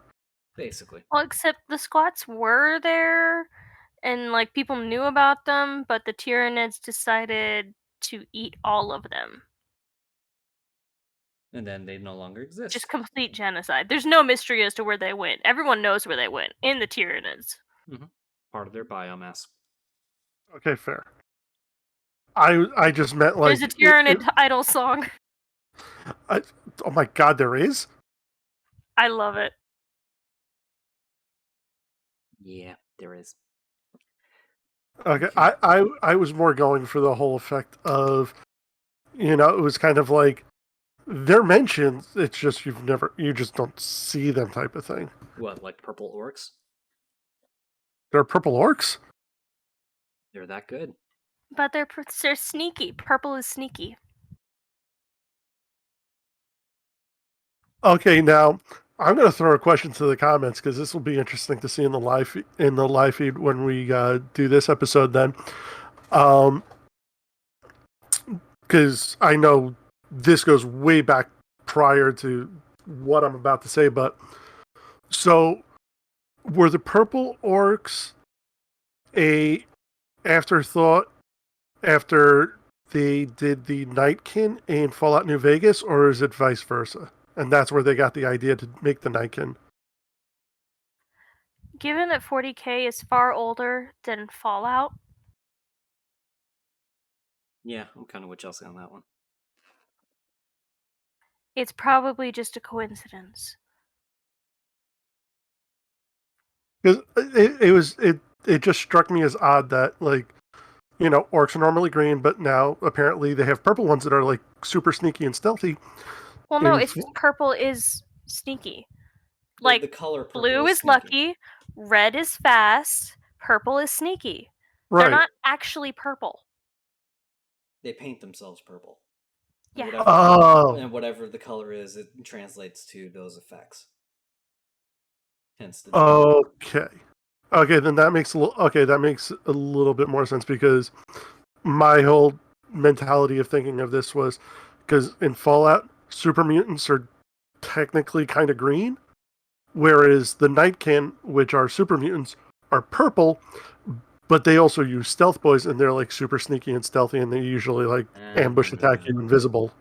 Nah. Sorry, that parallel doesn't work. But you saw where I was going with it, though. No, that's just complete coincidence. Okay. Okay, so and the one thing that the Emperor I can't win them all. No, you can't. The one thing that the Emperor mentioned that basically, he wants to see more than anything, the Sanguinor. I kind of did a little more diving into the origins of the Sanguinor, but honestly, I can only really speak to the most peripheral bit of knowledge with regards to who that is. The Sanguinor in legend is basically a fragment of Sanguinius, the Primarch that died to Horus to give the Emperor the chance to defeat Horus, and the Primarch of the Blood Angels, who magically just shows up on the battlefield to help out the Blood Angels when their forces are basically being routed, and comes in their greatest time of need. The Sanguinor, though, apparently also has ties to the heresy, specifically when the Blood Angels, Dark Angels, and Ultramarines were cut off from the main Imperium, and Sanguinius was made Emperor of the Imperium Secundus. In order to protect Sanguinius from assassins from his public appearances, unless he's meeting with heads of state, he would be represented by Herald. So they went and chose a bunch of candidates from the Sanguinary Guard, filtered through to see who was, the best of the best, and it came down to just two men. the two men basically were forced to duel each other.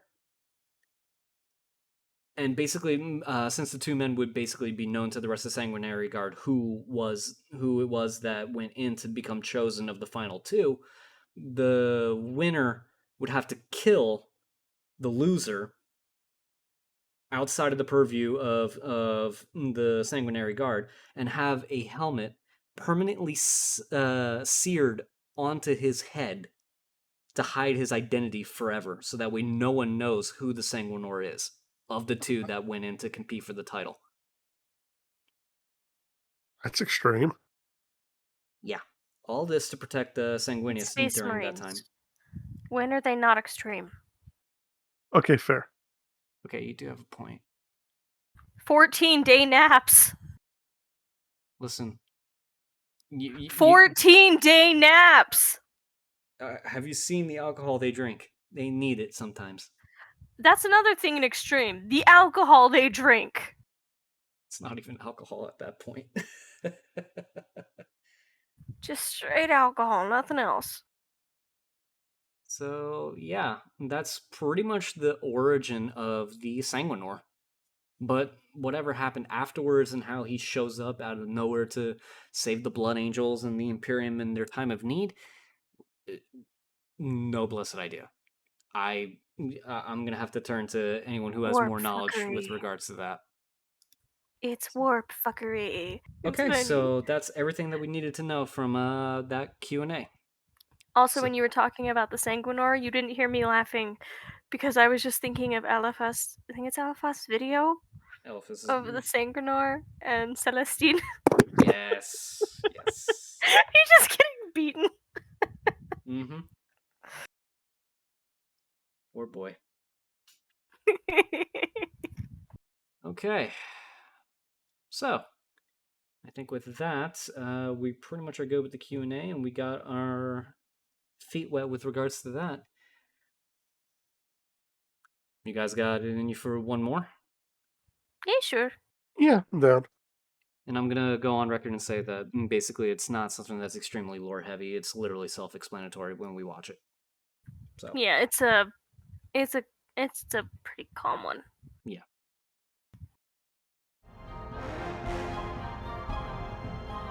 I love this opening. Make them suffer. Alien fiends! Alien fiends. Stand back, I'll show you how it's done.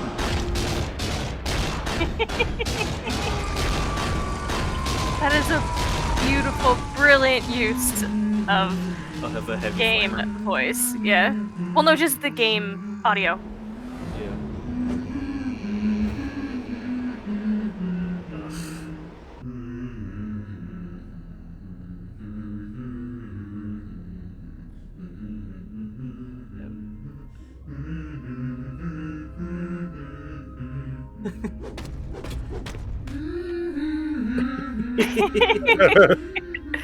Cars, eyes up, eyes up.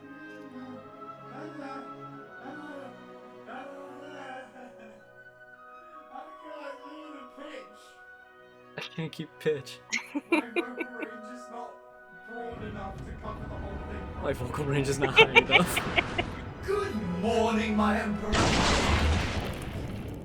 If I needed help regarding this, why, for the love of all gold-plated plant life on Terra, would I ask you? really It would hope be it's like not. looking for advice about depression medication from a precarious obscure addict. If you're as omniscient as you think you are, then you should know how right I am. My experience in the matter does give me a level of expertise.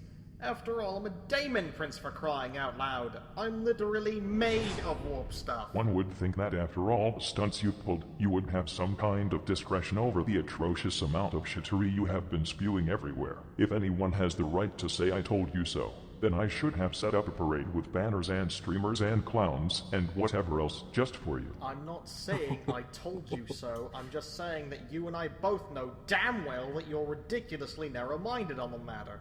It's just the way things are, and you know it. Son, I'm the Oh, this motherfucking lovely emperor. argument. I can alter whatever I desire. I am like a glorious golden god. Except growing skin back on Except I yourself. am not, of course. And look where your That's mean. meddling has gotten you. Oh, Oh, come on. in For someone to addition, being all aren't you the one who powerful, said he's you a didn't want to play half God? That is my decayed spirits coming lich. straight from the vile You warp know, of the fucking maybe he's demon just prince. comfortable Do with you who know, he is. there is a difference between actually having the powers and I highly distinguished doubt looks that's of the a god, case. and wanting to be worshipped as one. Good morning, you two.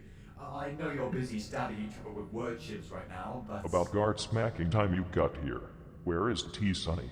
Well, I was disintegrated by a warp bolt when I walked into your room.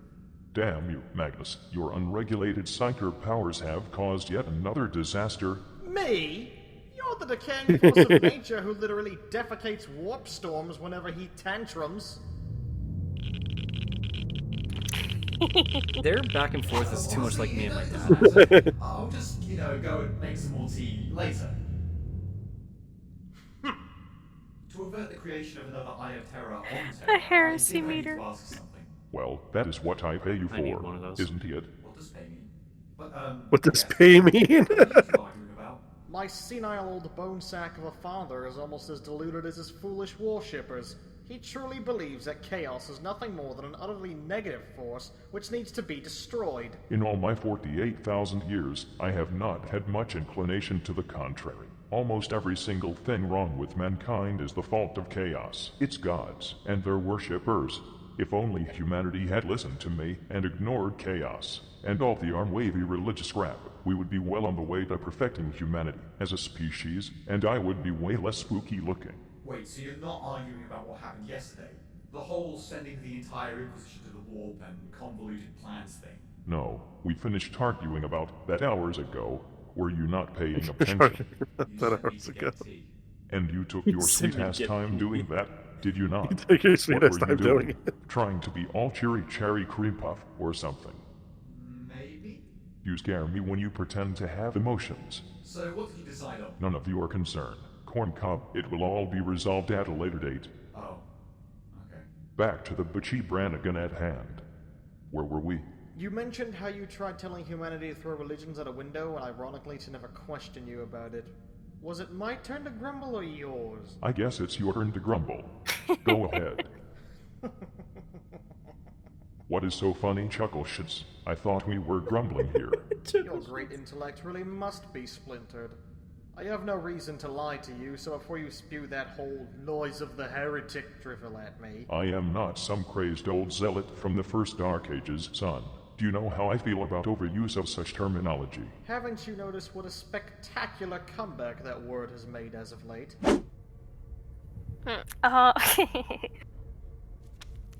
You have sullied your hands with filthy parchments of heresy, guardsman. How do you Is that a please? Slaneshi demon? Too late, heretic. I have no idea. You inspire your men to study such foul smut, Commissar? You heretic!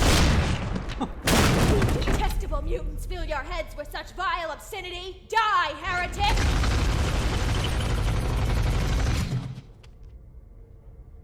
Maybe just one read. Sister, I need your blood to... Oh, hold on. You're a heretic! You know what? They're just running around shooting each other down there. Better just lay the exterminatus upon these heretics. All right, fire!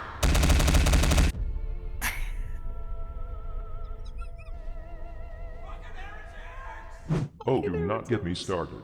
Anyway, that's not the point. You see, chaos, the warp, all of that isn't just some demonic realm of nasty, horrible things. It's much more important than that. I know this already. Its true nature is that it is the realm of the collective spiritual subconscious of every single soul-possessing species in the galaxy. In other words, the realm of souls. Right. And it is shitty, and requires some serious unfucking. And this is where the senile ramblings come back in. Let me say something I learned while reading all those forbidden tomes with you. Do you remember back when you told humanity that there would be no gods? You said no religion, no worshipping of anything, and thus you figured the Chaos Gods would become completely irrelevant and thus starve to death, right? Yes, which is exactly what I wanted, and almost what happened. You were inadvertently creating a whole new Chaos God. Come again? Because it was not worshipped in the conventional way, its name never became revealed to mankind, but you were creating a Chaos God of unbelief. and you were becoming its champion, perhaps even its avatar. That has got to be the single dumbest thing I have ever heard in my entire life, and that is coming from a half-dead skeleton that has been stuck on a life-sustaining god couch for the past 10,000 years. Well, believe it or not, that's what was happening. You see, Chaos isn't some Saturday morning cartoon villain that you can just defeat. It's a force of reality itself, and the more you try to control and restrain it, the more it will act against you. It's a reflection of those who empower it, who in turn it empowers. Just as gravity dictates how objects are pulled towards each other and energy condenses into matter and form, so too does chaos function as yet another celestial process. You should know and accept that by now. That is all well and true, but that does not make it not dangerous. Stupid, dangerously stupid, and stupidly dangerous. You should also know and accept by now that things which are factually correct can still be unfathomably idiotic. Well, I suppose you're right in that sense. Ever since Slanesh was murder-fucked into existence, things have kinda got out of hand. Hands off my quips, Chili Pepper. Get your own. That's off my quips, Chili. You are paid by the hour, not by the question. Right, but if what It's Magnus not is even saying paid. is true, which it is, and the warp is a reflection of the subconsciousness of all mankind, does that mean we're all horrible, terrible, awful people? On the inside. Yeah, 'cause the yes, Imperium is shit. absolutely disgusting. I am outside of that cycle, you see, so it does not apply to me because, do you know, Oh, I you am wanna bet? pretty much perfect and all that, or I used to be anyway, when I still had good old boners done. But yes, this is why I have been trying to guide mankind all this time. and look where we are now. Humanity gets to collectively create its own realm with their Magnus's subconscious clips. thoughts, and you This fill it whole with paranoia, episode, I'm just, like, blood, motioning to process Magnus, files, like, and yes, see, self-contradictory you listen? bullshit. You listening? It is like you are all mindless men children, scribbling dicks in your notebooks when you should be paying attention to the lessons that I am trying to fucking teach you. Those students and you have perfectly synergetic personalities, for the record. Oh. Now I feel terrible about myself. Like, worse than ever before. Good, that is a step in the right direction. But I don't understand. If the warp is the realm of souls, then how do psychers work? Aren't they using witchcraft and demonic rituals to attain unholy power? To the ignorant and untrained eye, it would certainly seem so. However, it's actually much simpler than that. Some people have a natural ability to channel the warp's power more than others, just like how some people have other genetically determined talents or abilities. Since a warp is based on the power of emotions, one can use this ability to channel their own willpower and bend the world around us. Just as we change the shape of the warp with our own minds, so too does the warp allow those talented enough to change reality. What did I say about fireballs in a throne room? Yes, Bucket I of need water. to ask you first. Sorry, Dad. That is better. As I was saying, the stronger your connection to the warp, the stranger you become in the eyes of others. This may make you feel incredibly lonely and ostracized, but don't worry, as a psyker, you're never alone. You've now got a whole lot of extra dimensional attention from daemons and the like to keep you company in those cold, dark nights. Suffice to say, this, combined with the fact that possessions are a You're thing, right, is Chels. the primary reason why psychers are usually I'm perfectly seen fine. as horrid witches that need killings. Ah, well, that does explain something. It means I'm definitely not a psyker after all. You're assuming that a demon I wouldn't be a match for a Always demon. explain the dark gods, demons, and all of that. Have you ever heard the saying, we all have our own personal demons? Yes. Think about that phrase, and take into account what Magnus just said about the warp. Now apply the resulting realization to the entire population of a galaxy. Oh. Oh. It's worse than simply being a hellish realm, isn't it? Oh, little gold sparkle, it is much, much more than Gold that. sparkle? Every single thought or feeling you've ever had, both consciously and subconsciously, becomes reality in the warp.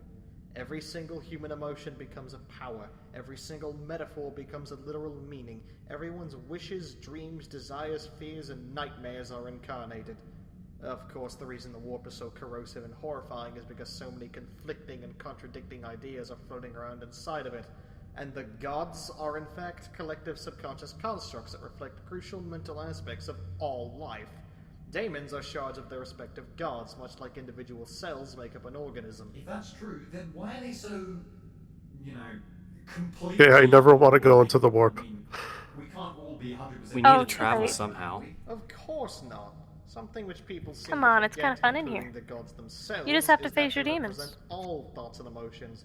The good, the bad, Oh, for no, example, Surge may no, be a no, cruel no, and no, devious no, trickster, but he's also a force of progress and a beacon of hope. Change, after all, is neither innately benevolent or malevolent, but it sure as shittling isn't the same as it was before. This sounds like propaganda. Well, you know it is true. Without Zinch, there would be no malicious schemes, but there would also be no one clever enough to save people from those schemes. Nothing would ever get done, and we would fall into an eternal stasis of static karma. And that is what Nurgle represents. Stagnancy, a lack of change, inevitable eternal cycles of decay and renewal.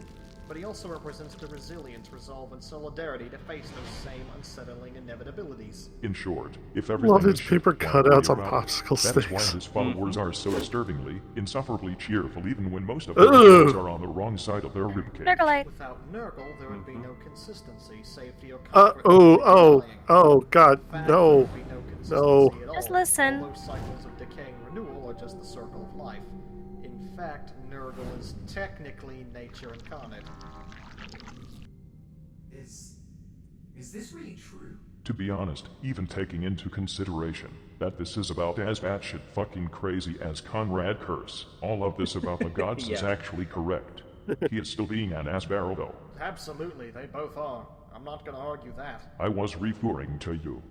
Sure. Hey. What about the others? If Zinch is progress and Nurgle is nature, then what the hell are the other two meant to be?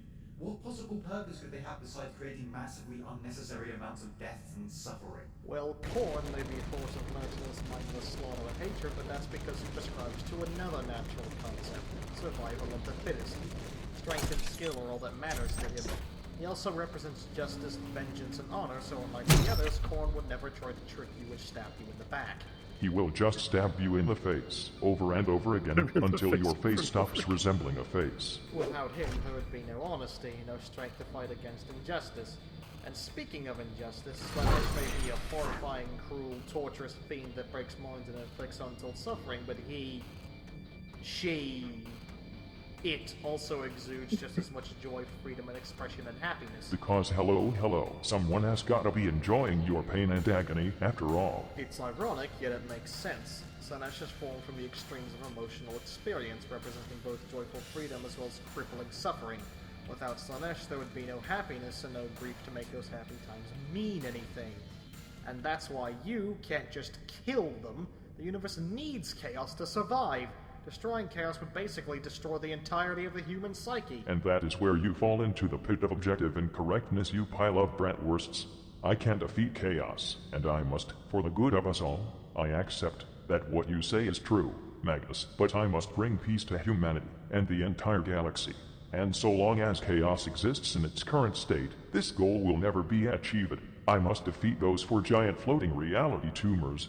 Oh, really? Well, do enlighten me and explain how you're going to You're going to say, I can't tell you now, but you'll see and understand all in good time, aren't you? You did not need telepathy for that, now did you? No, I'm just used to hearing that kind of thing by now. I know it is not what you want to hear. After all we have been through, but my son, I cannot tell you now. I will tell you when the time is right. Understood? Didn't you say that no curtains were to cover up your plans for the future this time around? That's an No, awful seriously, answer. if I told you this, it would totally ruin the surprise. Not to mention Sometimes the it's risks necessary. involved. Well, I want to point out the last time he did that, his one Imperium got occasion. fucked. Thanks, son. Just trust me this time, and do not let a flying space octopus convince you to turn on us all again, okay? Okay. So, if you knew all this, why did you fall Yeah, in he sounds like school? Pete when I tell him And something being he can't do something. How does that work for you anyway? To answer the less personal question first, Daemon Princes are always former members of a soul-bearing species who have had their soul removed by a Chaos God and replaced with a humongous mass of warp energy. This turns their bodies intangible and charges them with infernal power, basically turning them into a daemon. These kind of surgeries should be universally illegalized. Anyone or anything that undergoes this process must have great amounts of willpower to retain any of their personality. If they don't, they become mindless chaos spawns. If they succeed and survive the process, well, it's hard to explain. Since warp energy is basically just raw, undiluted, and unrefined soul stuff, it serves roughly the same purpose as a soul, with the benefit of being way more powerful, at the expense of being way less stable. It actually takes quite a bit of effort for me to retain this humanoid form right now. Oh yeah, I remember what your true form looks like now. I bet looking like that makes you feel really proud of yourself. Dad, we agreed not to talk about that. About what? Nothing. Not a thing. Nothing at all. And this was the less personal question? Changing the subject, now that I have my soul back, I feel weird. I guess I'm some kind of half-daemon now? I would laugh at how silly and full of angst that idea sounds if it were not for it being true.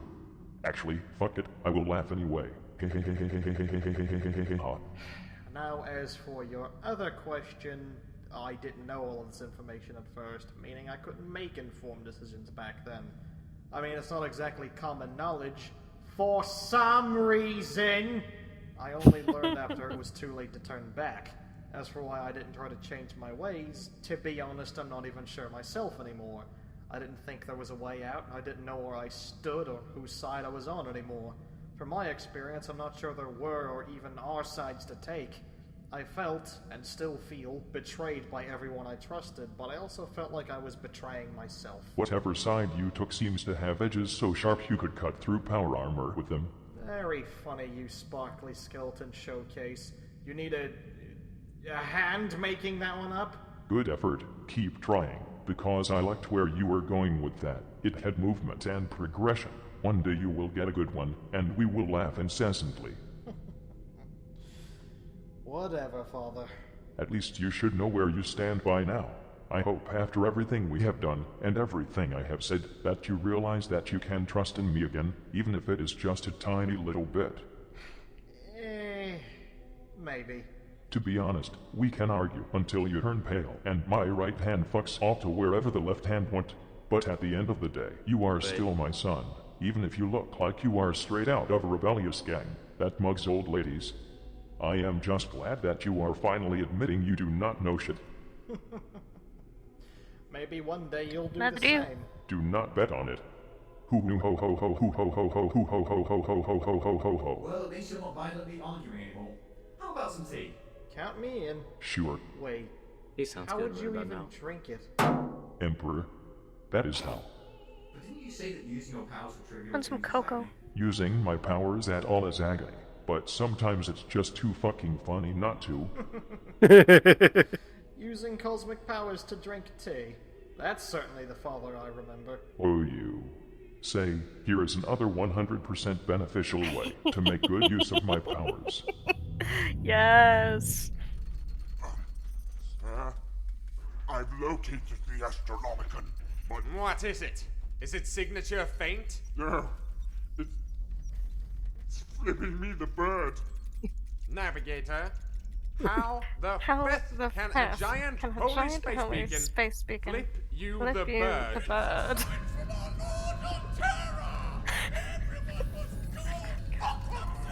Your desire decreased. I'll go retrieve the paradildo. Oh my gosh. You gotta go fuck yourself. Dark times. That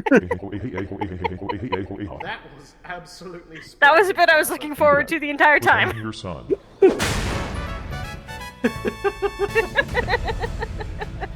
Don't you just love father and son bonding? It's so dumb and I love it so much.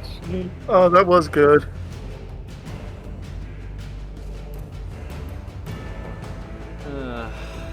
Alphabus and the team really know how to put something together. Alphabus is fantastic. And String Storm, we love you. He's best performer in your book. I just love art. And honestly, and I have a whole spiel I'm going to go into when we do the String Storm videos / songs. So I can't wait to listen to those finally. oh, Bull, you've heard some of them already. Because I've just been like, hey, listen to this song and blast it in Discord. So some of them you'll know. But only some. Others, it will be a fresh take. Oh yeah, there's going to be quite a few that are going to be a fresh take. Because I found out there's something that George doesn't even know about. So ha! I've heard like 4 songs. That's it. You've heard more than 4. I only remember 4. We've That heard makes at it even least easier. 4, at least 6, 7, 8. 8. Probably 8. Okay, I put well, it at only 8. 4 are coming directly to mind. Well, I got a good feeling that when we get back to actually listening to String Storm, we'll be able to enjoy them together. Mm-hmm. Yes. Okay, so any questions about learning about the warp with warp grumbling? Yes, James, do you have any questions? Because this is an argument I've actually had with George. Oh boy.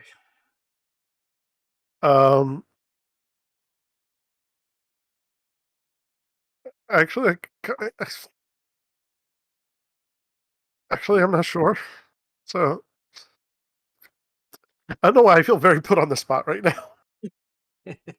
Well, it was So- pretty self-explanatory, so I guess it wouldn't really be something that you would have an immediate question unless you were really thinking about it.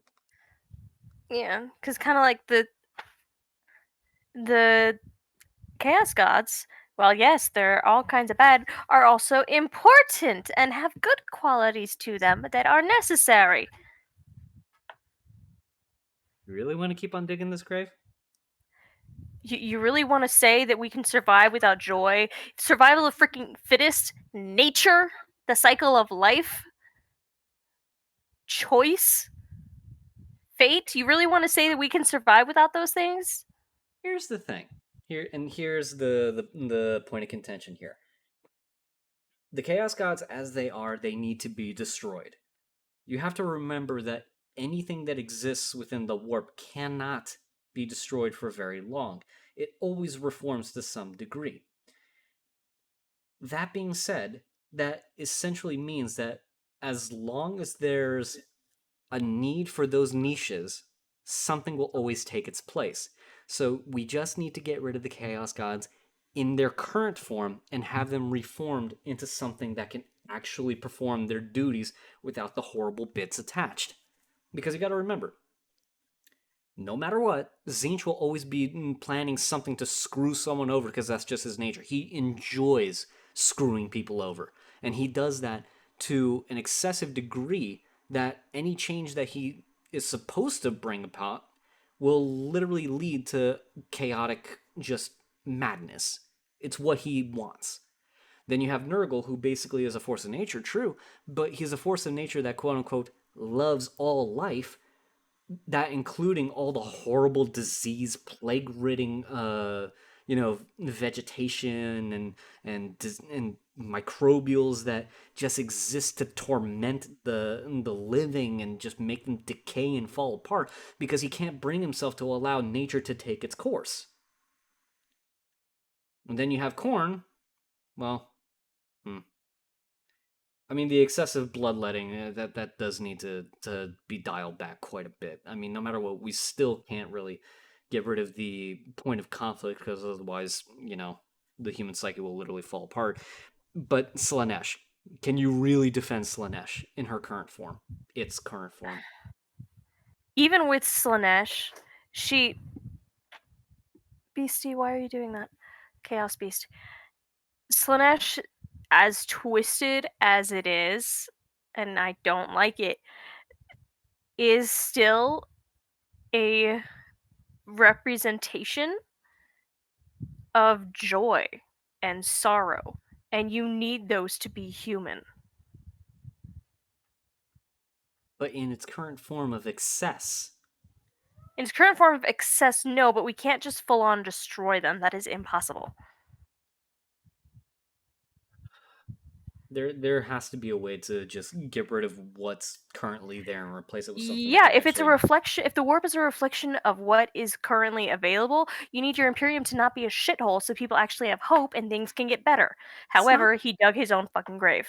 It's not just the Imperium. We're talking about all life across the board, Xenos included. True, but even if just one of those races, and I say the Imperium because I think they're the biggest, if they started to actually have hope and joy and good emotions and feelings, then it would probably do quite a bit to knock down the negative emotions. I'm kind of hating how close to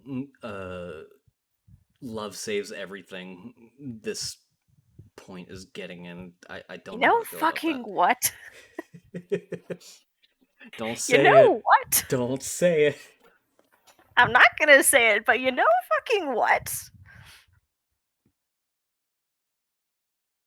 Here's my thing with the Chaos Gods is they get power from the emotions and the impulses and whatever that they represent.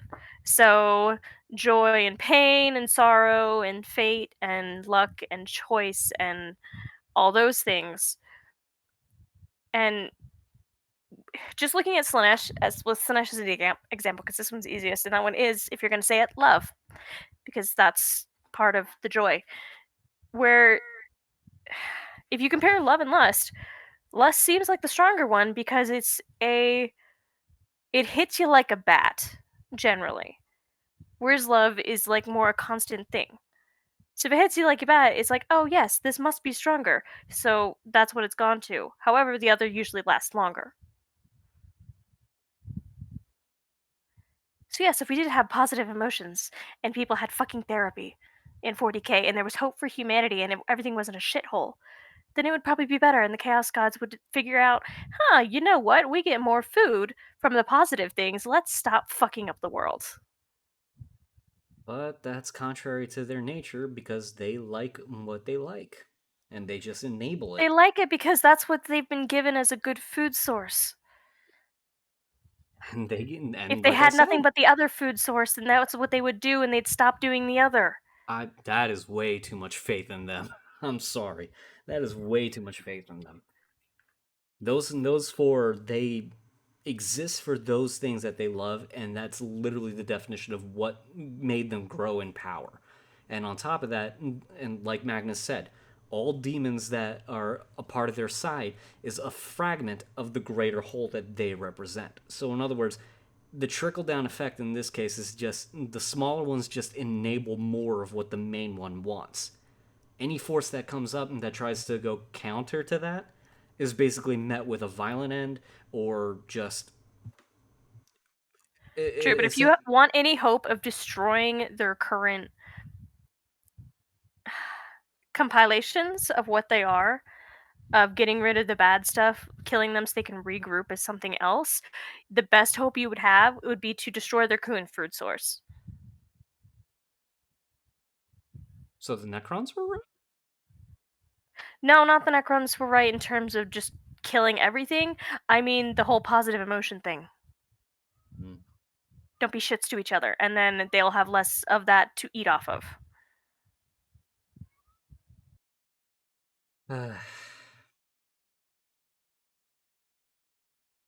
I think we were going to shelve this argument for now, because knowing how our comment section tends to go, they'll have their own inserts on who's right on this one. More than likely. Yeah. So I guess we're just going to shelve this little back and forth for now. And honestly, I think that pretty much covers everything I wanted to cover this time around. But Unless we want to point out the second Zegrim one. The second Zegrim one? It's more just entertaining to me that it's like, hey, this is Magnus, but not Magnus. That I was laughing really hard at. The father and son George, high five. Sorry, James, do you know what the Necronomicon is? Or oh my gosh. The Book of the Dead? Yes, I know what that is. No, not the Necronomicon. Oh my god. George, I'm having the thing again. What's associated with it? The word, the bit in the bit. The Astronomicon? Yes, it had Nomicon in it. Gotcha. Okay. Do you know what that is, James? Book of the Stars? No. It's a giant freaking lighthouse of the warp. It's what the navigators use to find out where they are in the warp and where they need to go. Oh, to warp travel into other systems. It's the Emperor that does it from his golden throne.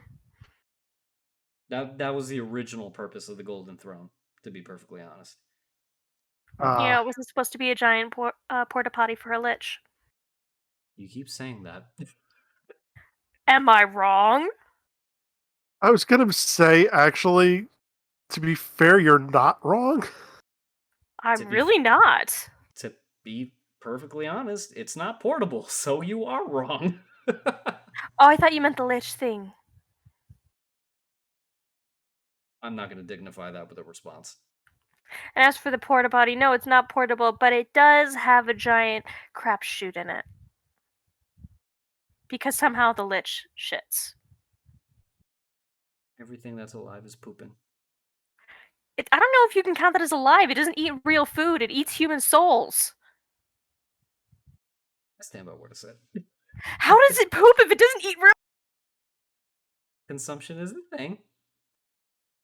No, it's not eating anything. Actually, whatever. Just as energy condenses into matter, so does the soul. It turns to shit. And then when Moody's has to go clean it out. Well, when a soul does get dark enough, It's got to come out somewhere. All right. Well, I think that pretty much covers everything that we're going to be covering for now. Ladies and gentlemen, thank you so much for joining us for yet another episode of If the Emperor Had a Text-to-Speech Device, introducing Friends 2 series. We hope that you have a wonderful weekend ahead, and we look forward to our next meetup soon. Stay awesome as always. Thank you for thank you for joining us today. We hope you have a terrible time in the warp. Oh shit.